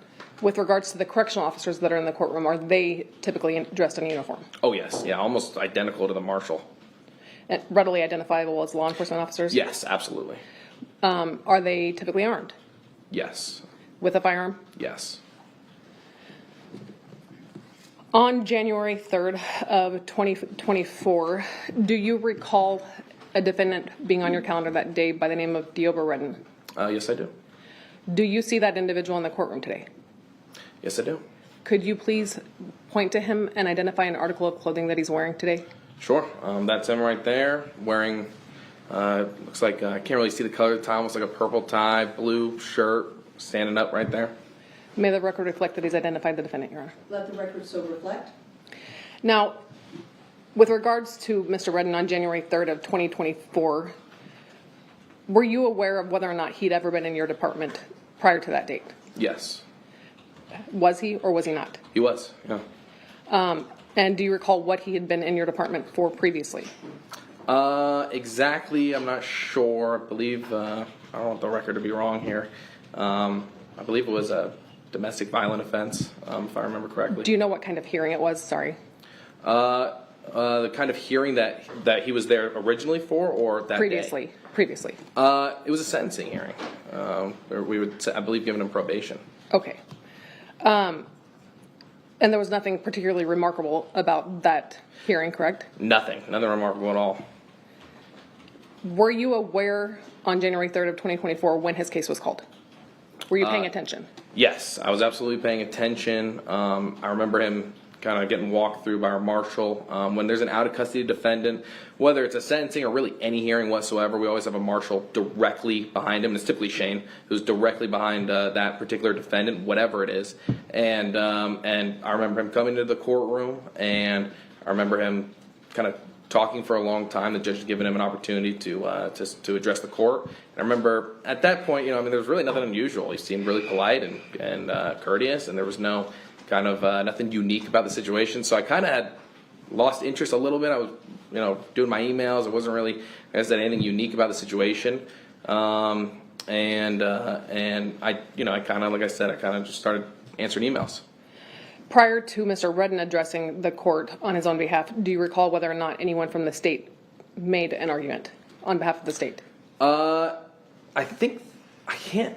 Were you paying attention at that point? Yeah, I don't necessarily recall. I mean, I think the state may have, but I don't necessarily recall exactly what, kind of right before then. Like I said, I was kind of answering emails and stuff, and I didn't think anything of it. Do you recall who the calendar deputy was that day? The calendar deputy? Who was handling the calendar on behalf of the state? On January 3rd. State, it was, there was Jory, I know, was there. I know Richard Scow was there. I think it was Scow at the time, because Jory would kind of pop in from time to time, so I think it was Scow. Okay. And with regards to a calendar deputy, is that the individual that would handle the bulk of the matters on the criminal calendar that day? Exactly, yes, yeah. And occasionally specialty team deputies might pop in and out to handle individual matters? Yes, yeah. Okay. So on that date, Richard Scow was the assigned calendar deputy. Yes. And Jory Scarborough was a specialty team deputy that appeared on January 3rd. At some point after Mr. Redden addressed the court, do you recall something unusual happening? Oh, yeah. So, like I said, I was kind of lost. I didn't lose interest, but I was kind of listening, but I wasn't, paying too much attention. I was just kind of answering emails. And then I could hear, I remember the judge speaking. I remember the judge kind of going and kind of saying what she was going to say. And then I could remember hearing some handcuffs. And then what really caught my attention was I heard, excuse my language, but I heard, fuck that bitch. And when I heard that, I immediately looked up. And when I'd seen Mr. Redden, and I'd seen him kind of hop over the defense desk that we were speaking about earlier, and he'd kind of put one hand down, and it just kind of pretty easily just hopped right over. And at that moment, I was obviously my full attention was looking at this particular individual. And at that moment in time, I actually thought he was going to go for the door because occasionally when we go to remand defendants into custody, they'll go and make a run for it. And there was that particular door that we were speaking about earlier. So I actually was under the impression he was going for the door. Never would I even imagine that he was going to go for the judge. But then I remember looking at him, I was actually saying like, whoa, because I was trying to process what was even happening. And it all happened so fast. Like I was saying before, the defense desk is actually a lot further than these desks are here. And he was able to scale that distance in such a short amount of time. The video doesn't even do it justice as to just how fast that all took place. And then I remember him doing this just incredible leap over the judge's bench bar there. And at that moment in time, I kind of just reacted. I wasn't even thinking, to be honest. It was just all reaction and a reflex. I went right in to try my best to kind of to protect the judge. So, no hesitation. I tried my best to go in. And at that point, unfortunately, he was so fast and kind of just athletic. He was able to get to her, and I remember him kind of sprawling his arms out like this and just clamping those arms down. And one kind of right on her hair here, and then the other one kind of right in between the neck and shoulder blade, kind of right here. So kind of just clamping down, and then I remember him just smashing the back of her skull on that tile wall that we were discussing earlier, just smashing the back of it. And at that moment, I was actually thinking to myself, oh my God, he's going to kill Judge Holthus. And, I remember after he'd smacked her skull, he had actually dragged her down. So he goes and does that, and then he actually drags her down, almost twists her a little bit, and was face to face with the judge. And at this point, I am almost on his back trying to get him up. And, he's like this. And Judge Holthus is actually... Judge Holthus was frozen at the time. She was literally frozen solid, almost like a piece of petrified wood. She was just not even moving. I think she was in a state of shock at the time. And he was yelling things at her. He was saying things to her, and I couldn't make out anything that he was saying because I was actually in turn screaming at him and saying, "Get off the judge! Get off the judge! What are you doing?" I was like, "What's wrong with you? Get off the judge!" And I remember vividly just how strong Mr. Redden was. This guy, he is unbelievably strong and much bigger than me. So I'm trying to wrestle him and get him off, and he is glued to her like a magnet, like an actual magnet. I couldn't pry him off of her. And it actually took. I'm sorry. Where was he grabbing her at that time? Same thing. It kind of just the hair and right here. So and would not let go. Was just stuck on her. And you indicated that he was right in her face, approximately how far? Yeah, you couldn't get any closer. Almost like touching noses, like this. And I'm sorry, could you Oh turn yeah, back? yeah, almost like this. I mean, literally like this, like yelling at her, saying things at her. This is when he had kind of twisted her, and I'm on his back, and they're almost this close, like So- face to face. Approximately like 3 to 6 inches apart, maybe? Yeah, I'd say so, maybe even closer. And they are close, and she's completely unresponsive, just petrified, just completely, like I said, in just a state of shock.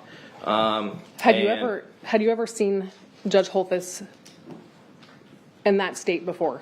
Oh, never in my life.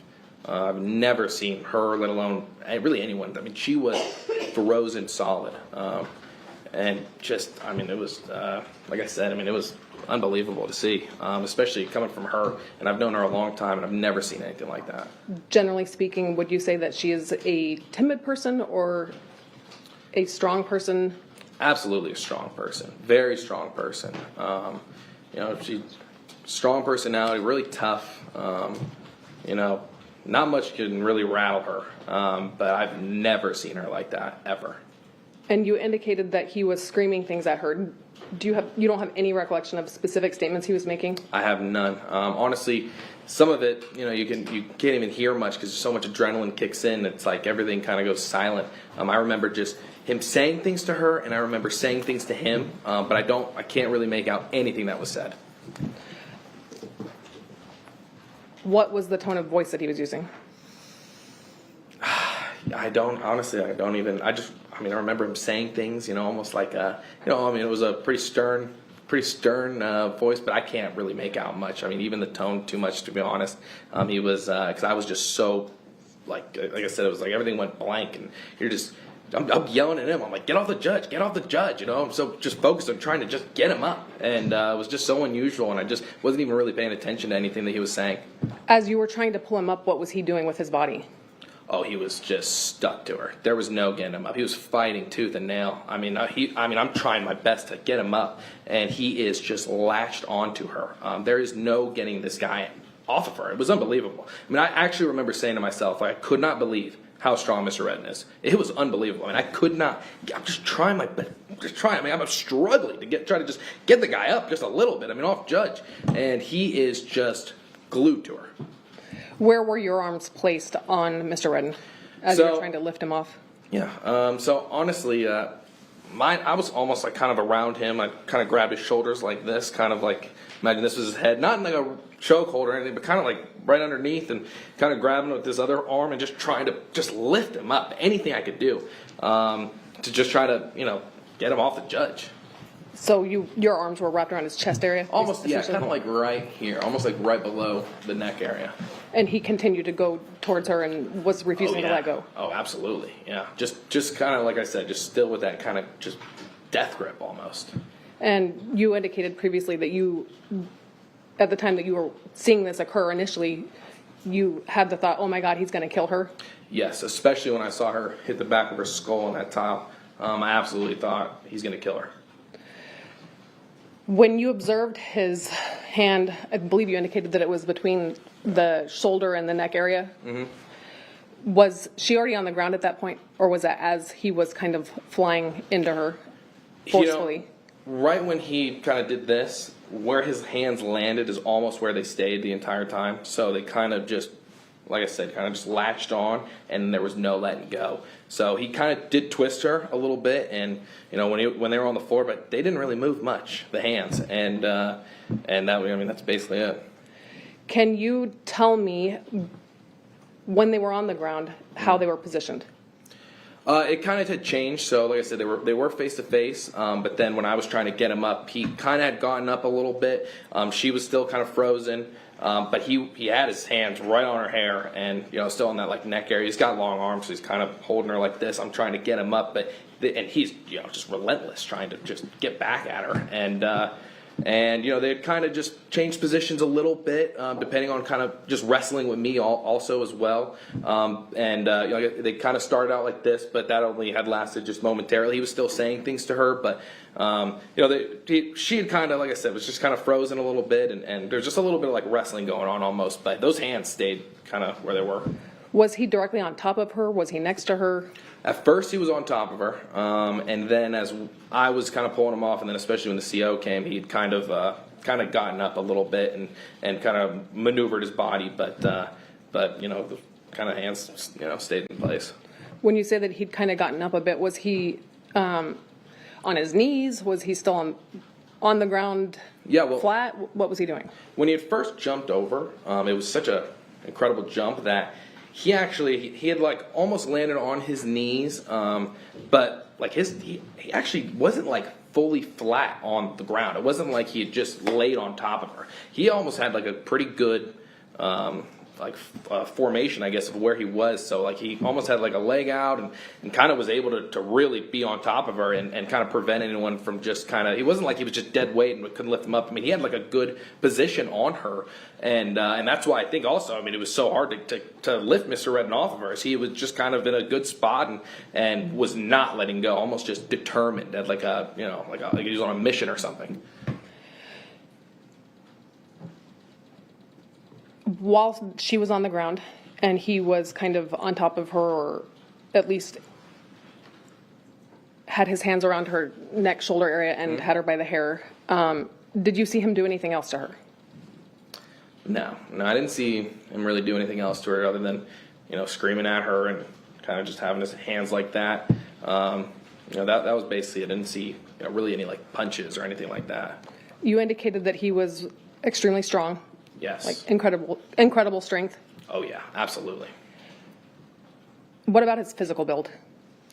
Oh, he's a big guy, a lot bigger than me, and athletic, very strong, tall, and I've been in that courtroom many times. I don't know anyone that could make that kind of a jump. It was honestly impressive. Do you have any idea approximately how tall he is? I believe he's like 6'2", maybe 6'1". You indicated that at some point you became aware that the correctional officer had jumped in to assist you? Yes, yeah, so it was about 7 seconds of me wrestling with him before the correction officer could make his way past that barrier we were talking about, because he was sitting in the witness stand similar to how I am now, and then he had taken about 7 seconds before he could actually cross that barrier, because once you are able to get through that, it's essentially just you and whoever's back there. So at that point, it was me and the judge, and you're blocked off from everyone else in that courtroom. So it took about 7 seconds of me kind of wrestling with Mr. Redden to try to get him up before the correctional officer came in, and actually until the correctional officer had come, I was unable to actually get him off of her. And thankfully, when the correctional officer came, it took both of us were able to finally unlatch him from Judge Holthus. And when you unlatched him initially, did he stay unlatched? When we had gotten him up, yeah. I mean, I would say when he was actually up, yes. I remember him because I kind of had him. My arms were almost on his chest area, right below his neck, kind of like right here. And I remember him holding on to my arms, and I remember thinking to myself, I hope he's not going to turn around and attack me. So I remember just trying to get him up. I remember holding on, fighting, just really trying to get back at the judge. And I remember the correctional officer being right there. And I was actually under the impression, once the correctional officer was there, that there were more officers behind him. I remember seeing a blue suit. I wasn't sure at the time who that individual was, but I just thought, there were actually more people that were right there that were coming to our aid. So when we'd finally gotten him up, I actually had kind of let go. I kind of stopped engaging in the situation because it's not really my place to put my life on the line and try to protect the judge. And at the same time, I also didn't want to get in the way because I'd seen the officers. I'm not really trained, and I didn't want to kind of be somewhere I wasn't supposed to be. So I actually completely almost let up entirely, and at that time. Okay, and when you let up initially, what did you do? Where did you turn your attention?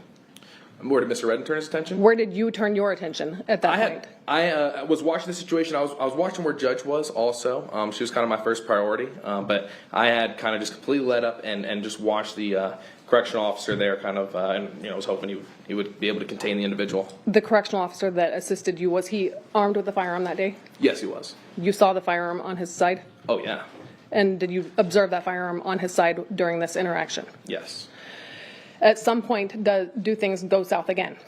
Yes, they do. So I'd kind of let up, like I said earlier, and the correctional officer, who is much smaller than Mr. Redden, the correctional officer, and I remember too, I had a blue suit at the time that was right here, so I was under the impression that was another officer, and I'd let up, and then I remember Mr. Redden just going at the correctional officer and just winding back his arm and just landing blows, like really big blows, just boom, boom.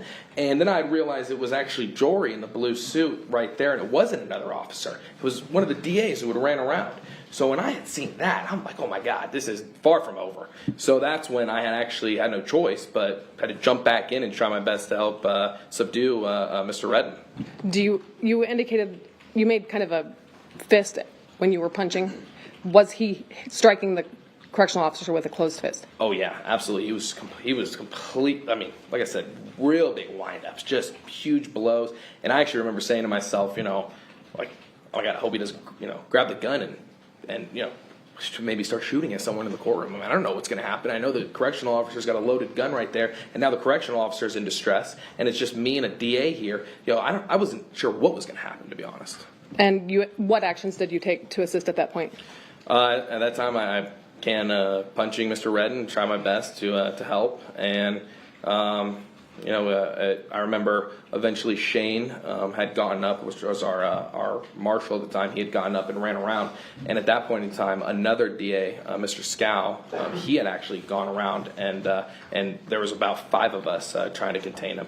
Okay, so when you say that Shane had gotten up and come around, do you mean he'd gone around that kind of triangular-shaped wall? No, he had gone around the other side where like the witness stand would be, kind of like right here. Okay, and you said the other DA, Richard Scow, was also back there now assisting? Yes. So it was you, Jory Scarborough, Richard Scow, Shane Marshall, and the corrections officer? That's correct. And ultimately, with the assistance of these 4 other people, are you all able to get him detained or restrained? Yeah. When it took 5 of us, but once we were able to kind of get him, the correctional officer managed to get up, and with the help of everyone, we were able to, like I said, finally, contain Mr. Redden. And the minute that the correctional officer had gotten up, and I realized that, kind of the situation was handled, then I immediately went to check on Judge. And when you went to go check on Judge, what did you observe about her? Oh, she was frightened. She was in a fetal position right underneath the bench. There's like where my feet are now, there's a similar kind of opening where she sits, and she was literally in a fetal position, shaking, just still frozen, scared for her life, just, almost like this, like just in a full state of just shock. Is it fair to say that even once Mr. Redden had kind of been finally constrained or detained, he was still lying in the area where you and the judge would? Yes, absolutely. Yeah, he was laying there for quite some time. And was that while he was being handcuffed so that he could be relocated? Yes, and I remember a flood of security coming in, and marshals and other people coming to help. When you checked on Judge Holthus, did you try to get her to go back into chambers with you?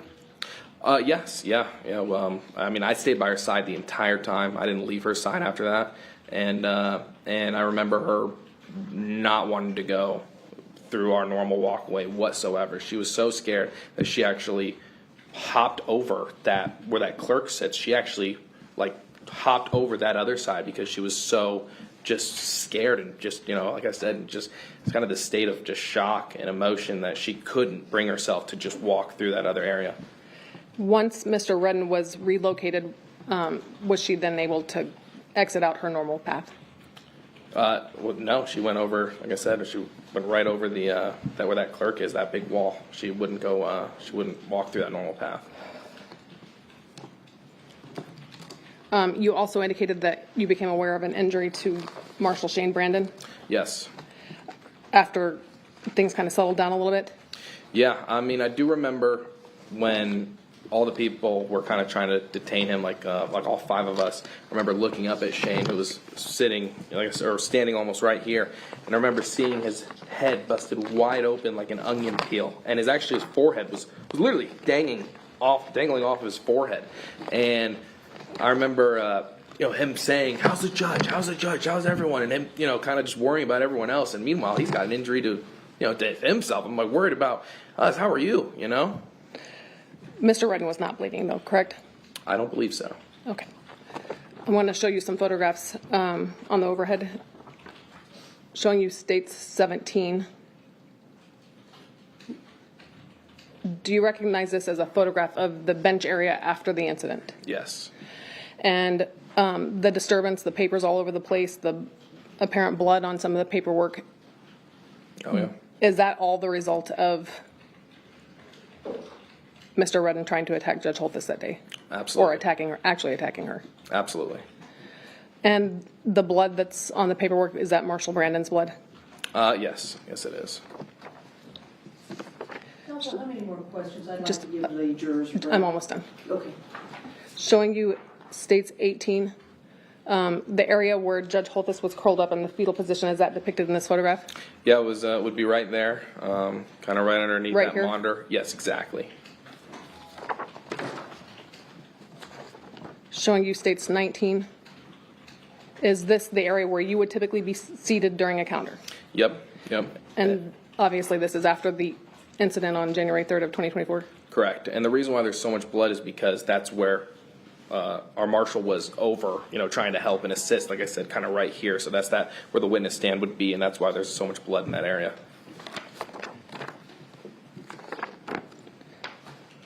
Showing you states 20, is this the stair leading up to the judge's bench area?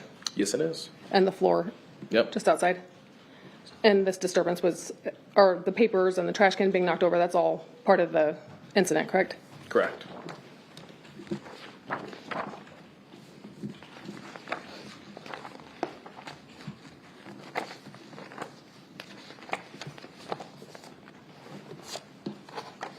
Course indulgence.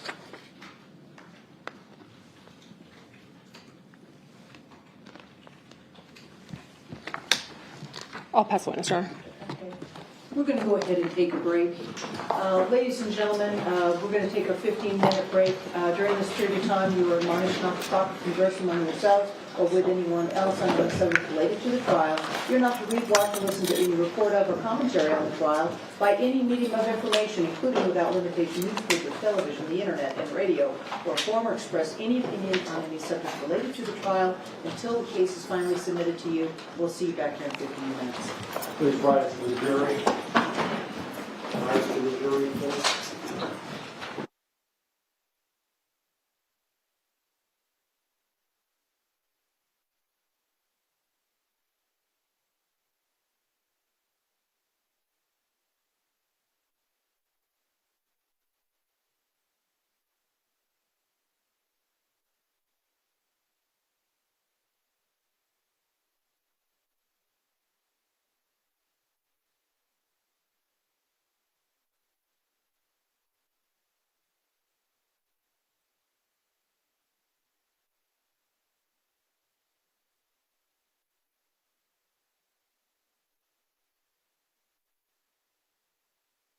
Lasso, you can go ahead and enjoy your break, and if you need to use the bathroom in the back, you most certainly can. Is there anything that we need to talk about outside the presence of the jury? No. Okay, I want to alert you, we had another incident here where inappropriate things were shown on Zoom. My court recorder is wanting to know how to handle that. Can we just cut it off? Just cut it off, are you Yes. good? Yes. I mean, I hate to do that people cannot watch. The public's going to see it if they want on court TV, but this is getting ridiculous at this point. I would say just cut it. Oh, okay, are you okay with that, Mr. Arnold? Yeah, sure. All right, let's cut Zoom. All right. Okay, all right, enjoy your break. Thank you. Thank you.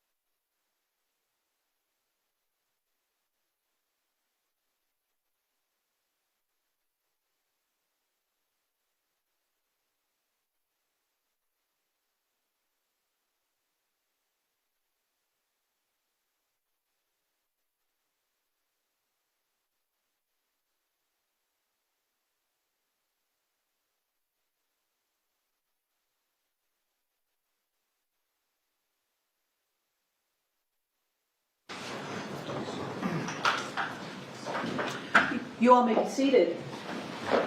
Okay, are we ready to proceed? Yes, Okay. Are there any representations that you'd like to make? Your Honor, it is my understanding that Mr. Redden is going to plead guilty but mentally ill to all of the charges in the second amended indictment that was previously filed. The state is willing to stipulate to allow him to withdraw his prior pleas of guilty so that he can enter pleas of guilty but mentally ill to counts 2 through 7. And he's also pleading guilty but mentally ill to count 1. and that's our understanding, Your Honor. He's prepared to go forward with the plea agreement. Okay. All right. But in terms of the negotiations, Your Honor, there are no negotiations. Each side will argue for a lawful sentence under the statute. Okay. All right. Mr. Redden? Yes. I'm going to be asking your lawyer to state in open court the substance of the plea agreement. In other words, the primary, the most important terms of the negotiations or agreement between you and the state. Actually, this is a guilty plea memorandum. Correct. Okay. I want you to listen carefully, as after your lawyer's done speaking, I'm going to ask you if you heard him and if you agree that this is what the parties have agreed to enter into. All right? Okay. Okay. Mr. Arnold? Your Honor, he's agreed to plead guilty, but mentally ill to count 1, attempted murder, victim 60 years of age or older. Count 2, battery on a protected person, resulting in substantial bodily harm, victim over 60 years of age or older. Count 3, intimidating a public officer. Count 4, battery on an officer resulting in substantial bodily harm. Count 5, performance of act or neglect of duty in willful or wanton disregard of safety of persons or property, resulting in substantial bodily harm or death. Count 6, battery by prisoner. Count 7, unlawful act related to human excrement or bodily fluid. Okay. And this is what I will do. Once I canvass Mr. Redden, I will go ahead and allow him to withdraw his guilty plea with respect to the counts 2 through 7. Thank you, Your Honor. Did I get the numbers right? Yes. Yes. Okay. All right. Mr. Redden, Yes. did you hear your lawyer just state the substance of the guilty plea memorandum? Yes. Okay. Did he accurately state the terms that you had agreed in order to resolve the criminal charges lodged against you? Yes. Do you read, write, and understand the English language? I do. Okay. Did you receive a copy of the guilty plea memorandum? I did. Did you review the second amended indictment? Yes, I did. Okay. Did you receive a copy of that as well? Yes. Okay. Do you need me to read the second amended indictment now and before we take your plea? No, you don't. Okay. Before accepting your guilty plea, there's a number of questions I'm going to have to ask you in order to assure me you are entering a valid plea. If you do not understand any of my questions, will you please let me know so that I can rephrase them? I will.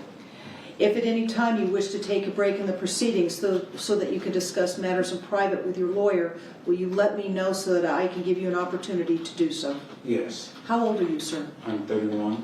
Where were you born? Las Vegas, Nevada. What is the extent of your education? 12. Did you graduate from high school? No. Would it be fair to say you dropped out in the 12th grade? Yes. Okay. You finished the 11th grade? Yes. Okay. Are you taking any medications or suffering from any medical, physical, or mental health conditions that would interfere with your ability to understand these proceedings and the terms of the guilty plea memorandum? I am on mental health meds, but as long as I'm on there, I don't believe that it will affect any of my Okay. just understand. Well, I know that you've got to be on some medication, sir. I think we've been discussing that here today.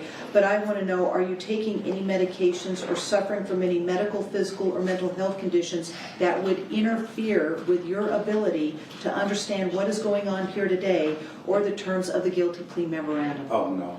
You fully understand? Yes. Have you had an ample opportunity to discuss your case with your lawyer, Mr. Arnold? Yes. Are you satisfied to have him as your lawyer and the advice that he has given to you? Yes. Do you understand you are entitled to have an attorney represent you at every stage of the proceeding lodged against you? Yes. Do you understand you're entitled to a trial by jury, at which in order to convict you, all of the jurors would have to agree that you are guilty? Yes. Do you understand at trial you would be presumed to be innocent, and the state would have to overcome that presumption and prove you guilty beyond a reasonable doubt? Yes. Do you understand that to do this, the witnesses for the state would have to come to court and testify in your presence, and your lawyer could cross-examine those witnesses? Yes. Do you also understand that your lawyer could object to evidence offered by the state at the trial and could call witnesses and present evidence on your behalf? Yes.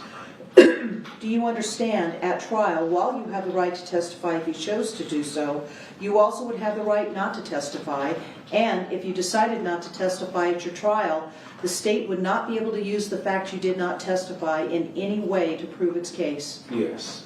Do you understand that by entering your guilty pleas, you are giving up these rights and other rights listed in the guilty plea memorandum? Yes.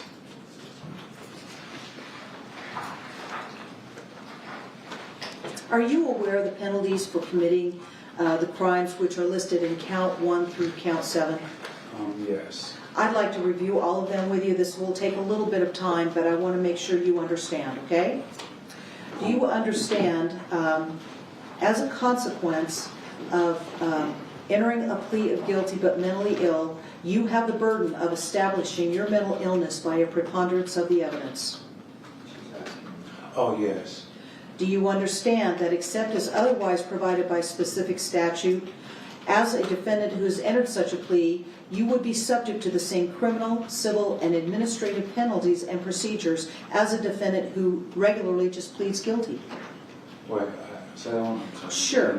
Do you understand, except as provided by specific statute, as a defendant who has entered a plea of guilty but mentally ill, you are subject to the same criminal, civil, and administrative penalties and procedures as a defendant who pleads guilty? Yes. Okay. Okay, do you understand that if the court finds by a preponderance of the evidence you are not mentally ill at the time of sentencing, that the court may impose any sentence that the court is authorized to impose upon a defendant who pleads or is found guilty of the same offense, or that you are mentally ill at the time of or if you are mentally ill at the time of sentencing, the court shall impose any sentence the court is authorized to impose upon a defendant who pleads or is found guilty of the same offense, and include in that sentence an order that you, during the period of your confinement or probation, be given or obtain such treatment as is medically indicated for your mental illness. Do you understand that? Yes. That's all set forth on page 2 of the guilty plea memorandum. Mm-hmm. Okay, do you understand that as a consequence of your plea of guilty but mentally ill, the court must sentence you as follows?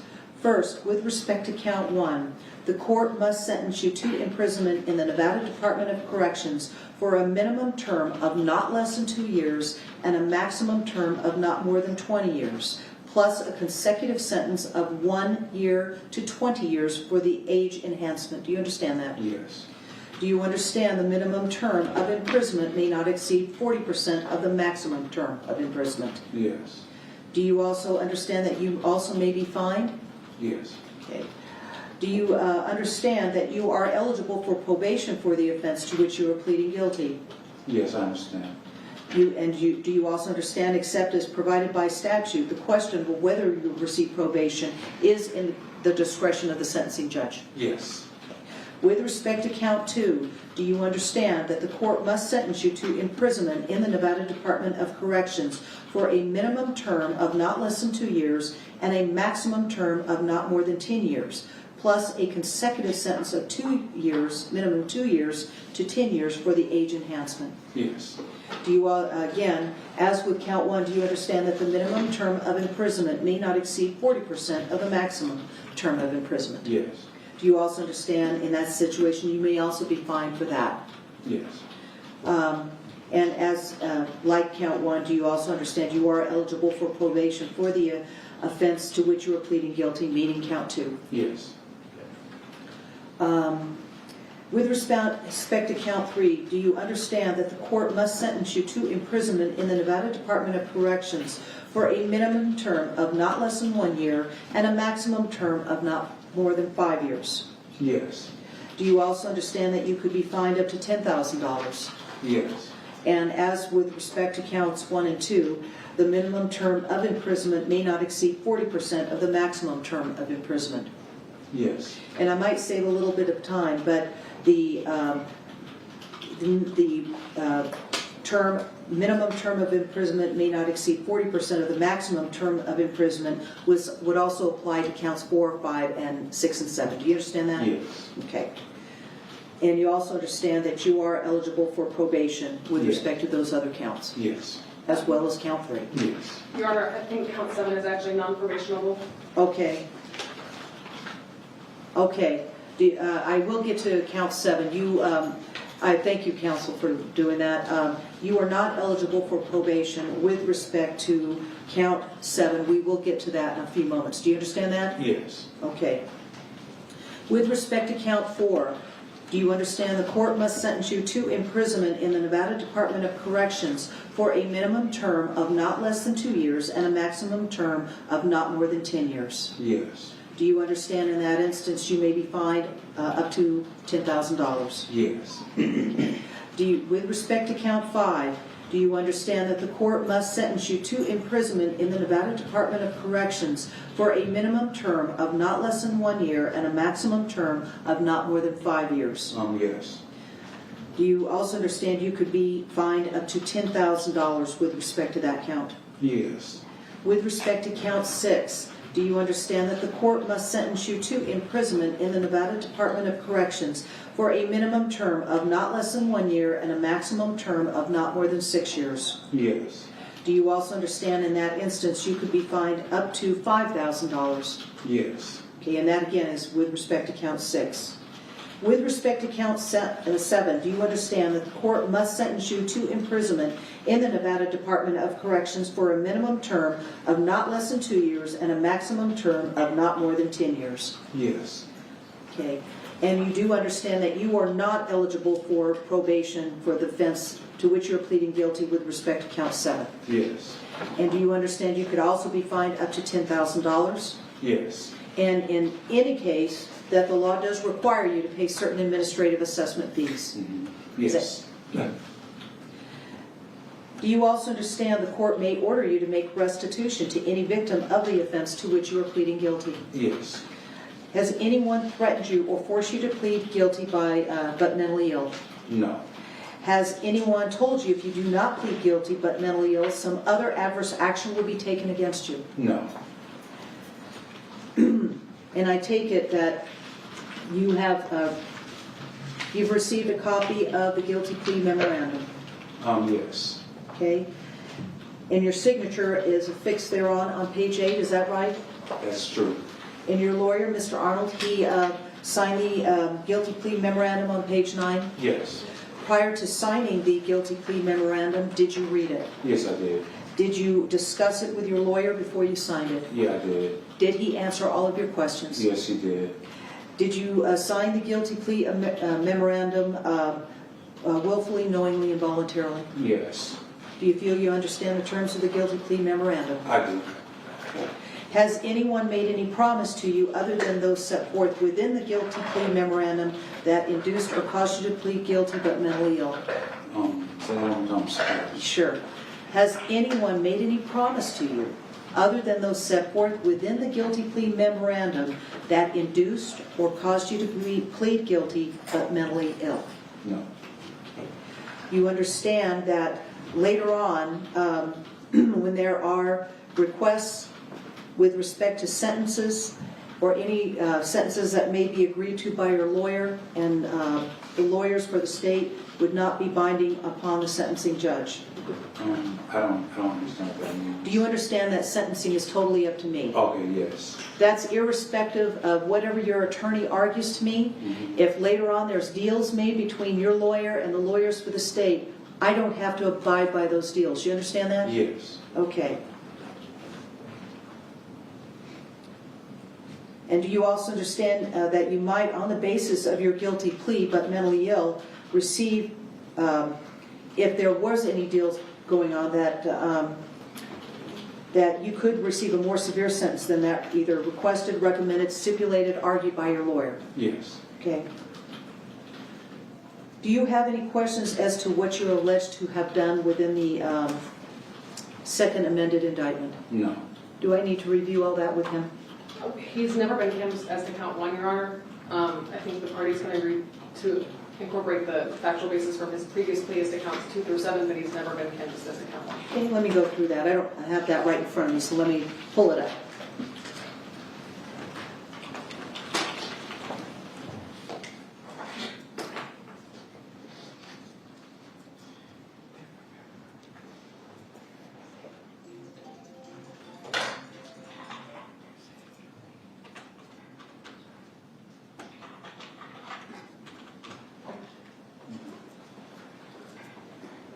I'm going to go through all the counts. Thank you, Your Honor. Okay.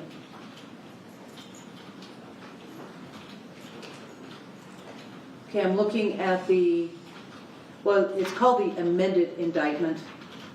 And it was filed on August 30th.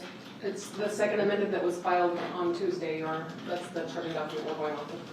Okay.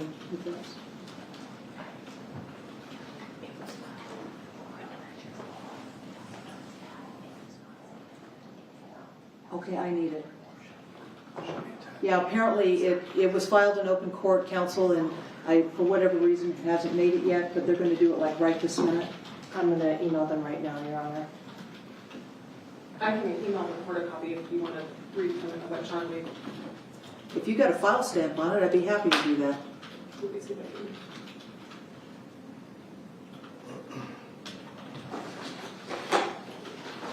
Let's see if you have a copy of that. In fact, counsel, would you approach? Sure.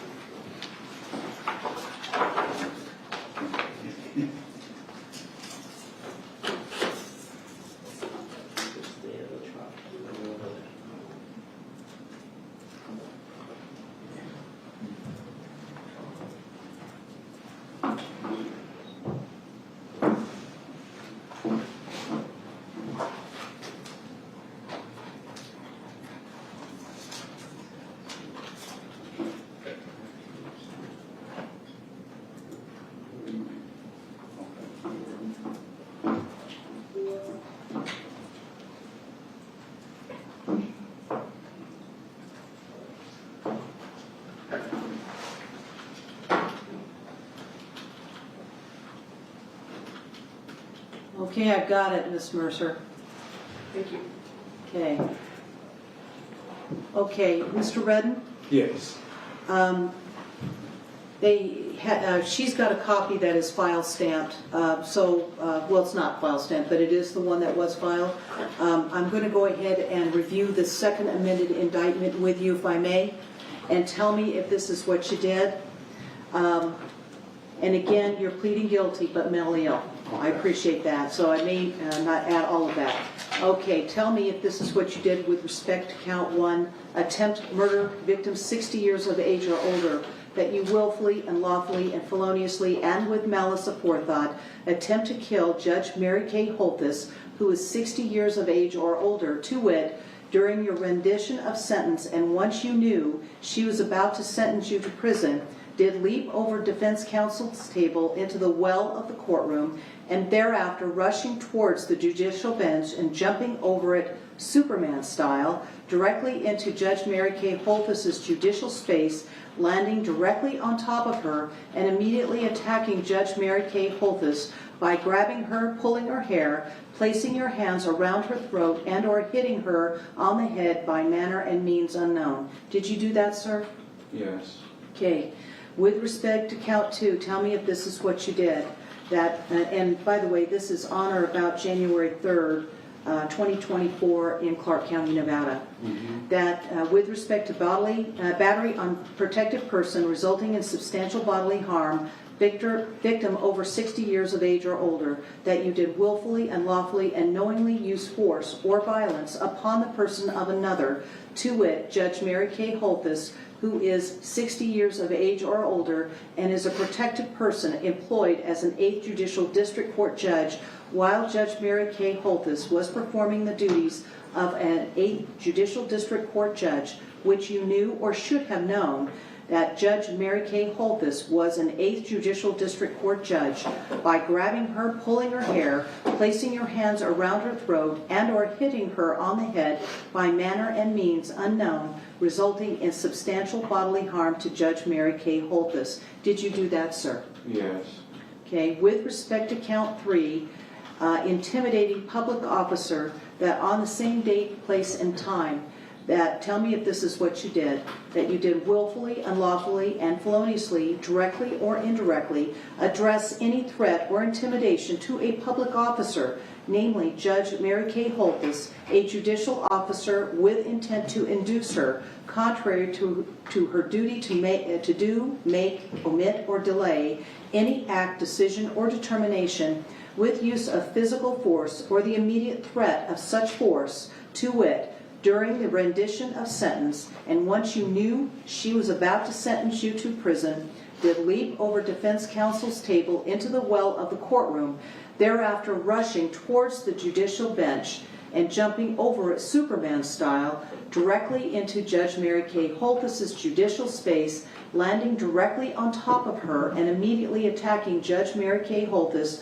by grabbing her, pulling her hair, placing your hands around her throat, and or hitting her on the head by manner and means unknown. Did you do that, sir? Yes. Count 4, battery on an officer resulting in substantial bodily harm. On the same date same date and place, tell me if this is what you did. That you did willfully, unlawfully, and knowingly use force or violence upon the person of another, to wit, J. Cabralda, who is performing the duties of a peace officer employed with the Las Vegas Metropolitan Police Department, which you knew or should have known that J. Cabralda was an officer by punching and or kicking and or pushing the officer, such acts resulting in substantial bodily harm. Did you do that, sir? Yes. Okay. With respect to count 5, at the same date, place, and time, tell me if this is what you did. That count 5, performance of act or neglect of duty in willful or wanton disregard of safety of persons or property resulting in substantial bodily harm or death.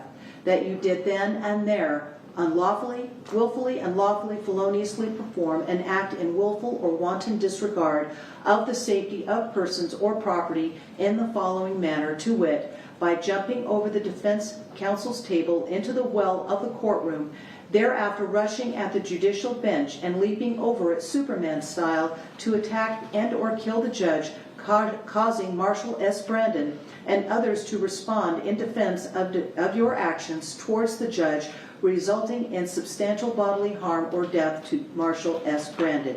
Did you do that, sir? Yes. Okay.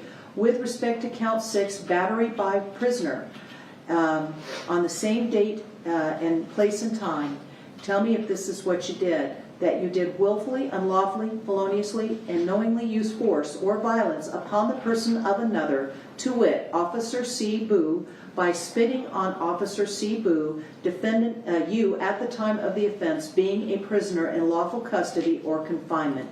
Did you do that, sir? Yes. With respect to count 7, on the same date and place, and the act being unlawful act relating to human excrement or bodily fluid, tell me if this is what you did, that you did then and there, willfully, unlawfully, feloniously, and intentionally use, propel, discharge, or spread any human excrement or bodily fluid consisting of saliva with the intent to have the excrement or bodily fluid come into physical contact with any portion of the body of another person, or under circumstances in which the excrement or bodily fluid was reasonably likely to have come into contact with any portion of the body of another person, to wit, Officer C. Boo, whether or not such contact actually occurred while you were a prisoner in lawful confinement, you committing the offense in the following manner, to wit, by spitting saliva on Officer Boo. Did you do that, sir? Yes. Okay. And for that reason, you are pleading guilty to committing the crimes by pleading guilty but mentally ill to committing the crimes of count 1, attempt murder, victim 60 years of age or older, a category B felony in violation of NRS 200.010, NRS 200.030, NRS 193.153, and NRS 193.167. Count 2, battery on a protected person, resulting in substantial bodily harm, victim over 60 years of age or older, a Category B felony, in violation of NRS 200.481. Count 3, intimidating public officer, a Category C felony, in violation of NRS 199.300. Count 4, battery on an officer resulting in substantial bodily harm, a Category B felony in violation of NRS 200.481. Count 5? Is that what I'm on? Count 5, performance of act or neglect of duty in willful or wanton disregard of safety of persons or property resulting in substantial bodily harm or death, a Category C felony in violation of NRS 202.595. Count 6, battery by prisoner, a Category B felony in violation of NRS 200.481 2F, and Count 7, unlawful act relating to human excrement or bodily fluid, Category B felony, in violation of NRS 212.189. Is that right, sir? Yes. Okay. Is the state satisfied with that canvass? Yes, Your Honor. Okay. At this time, I am going to allow Mr. Redden to withdraw his original guilty pleas to counts 2 through 7, and it is the finding of the court the defendant is fully competent and capable of entering an informed plea with respect to the 7 counts, and that your plea of guilty but mentally ill is a knowing and voluntary plea supported by an independent basis in fact, containing the essential elements of the offense charged, and for that reason this court accepts your guilty pleas. We need to give this gentleman a sentencing date. Yes, and I believe the defense counsel was requesting 60 days. Yes, Your Honor. 60 days? Yes, Your Honor. I think we can accommodate that. Court's indulgence, Your Honor. Sure. Judge, just for the record, was the Mr. Arnold's acknowledgement attached to the guilty plea agreement? I've got it. Yes. Just The wanted to- certificate of counsel? Yes, It's there. thank you. Okay. And go ahead. November the 7th, would you like a special time, Your Honor? Do you want a special time? Yes, please. Usually I have my calendar at 8:30. Do you want to do it after? Or do you want to do it in the afternoon? We can do 10:30 or 11, or we can do the afternoon, whatever. So afternoon would be better. Oh, now this shouldn't be a Wednesday. No. I'm saying on the Thursday. Okay. Yeah, because I have gotten where I just don't do so on. There's just no way I can get it done. Right now, we've got 6 criminal sessions on that. I could probably do it at noon if you want to just do it at noon. Whatever Mr. Arnold's preference is. That's fine, no. Okay. We'll just take a later lunch, okay? November the 7th at noon. Thank you, Your Honor. Thank you. Okay, thank you. And Ms. Clerk, I'd like these documents, Dr. Paglini's report, left side filed, as well as Leah Rowley, Dr. Leah Rowley's report, left side filed. Okay? Okay. And thank you very much. Well, wait, Mr. Arnold, do you want to take the defendant out now? I was going to tell the jury. Oh, yeah, we don't need him here. Yeah. You don't need him? No, we don't need. Okay. All right. Are you ready for me to invite the jury in? Yes, sir. Okay.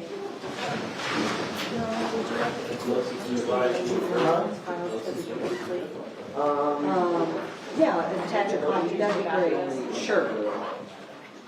Yeah, I don't know if they want to take them back. So we can go.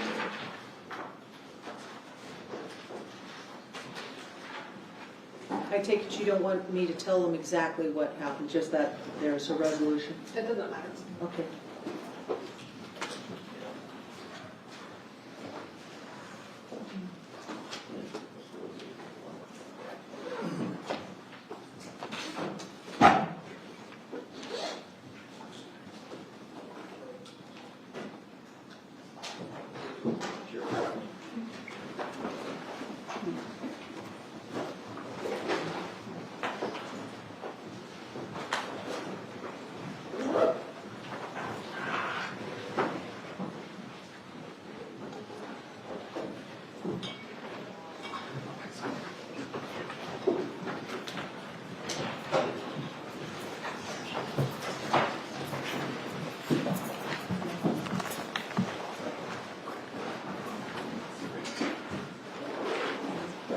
All right, will counsel please stipulate to the presence of the jury?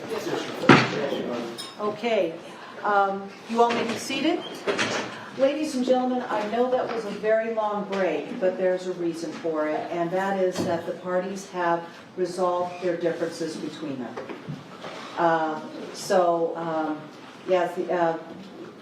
Should I go ahead and tell them? Okay, essentially what Mr. Redden did was that he pled guilty to all the charges set forth within the second amended indictment, guilty but mentally ill.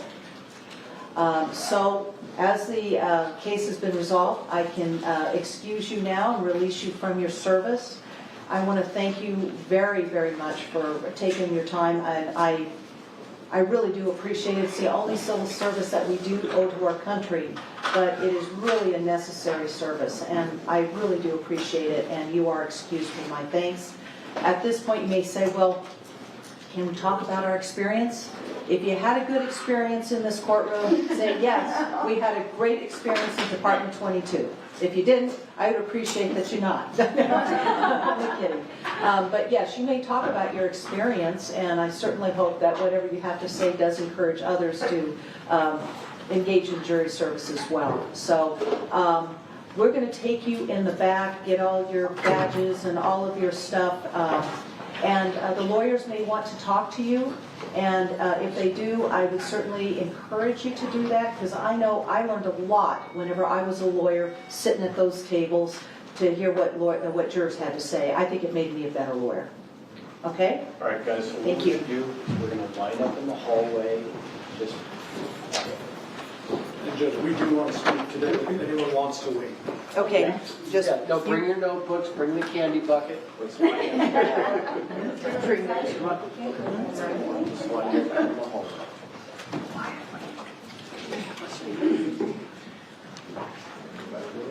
Okay. Want to go back? Okay, and counsel, I may want to meet with you in the back hallway. Okay. Not now, but wait until they get into the jury room.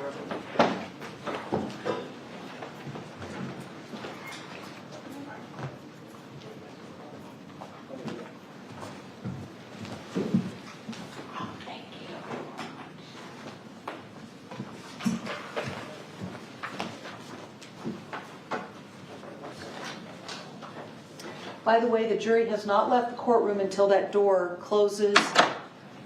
The jury has left the courtroom. All right, I am going to encourage them to talk with you, but in the meantime, I'd like to talk to you guys first, okay? All right.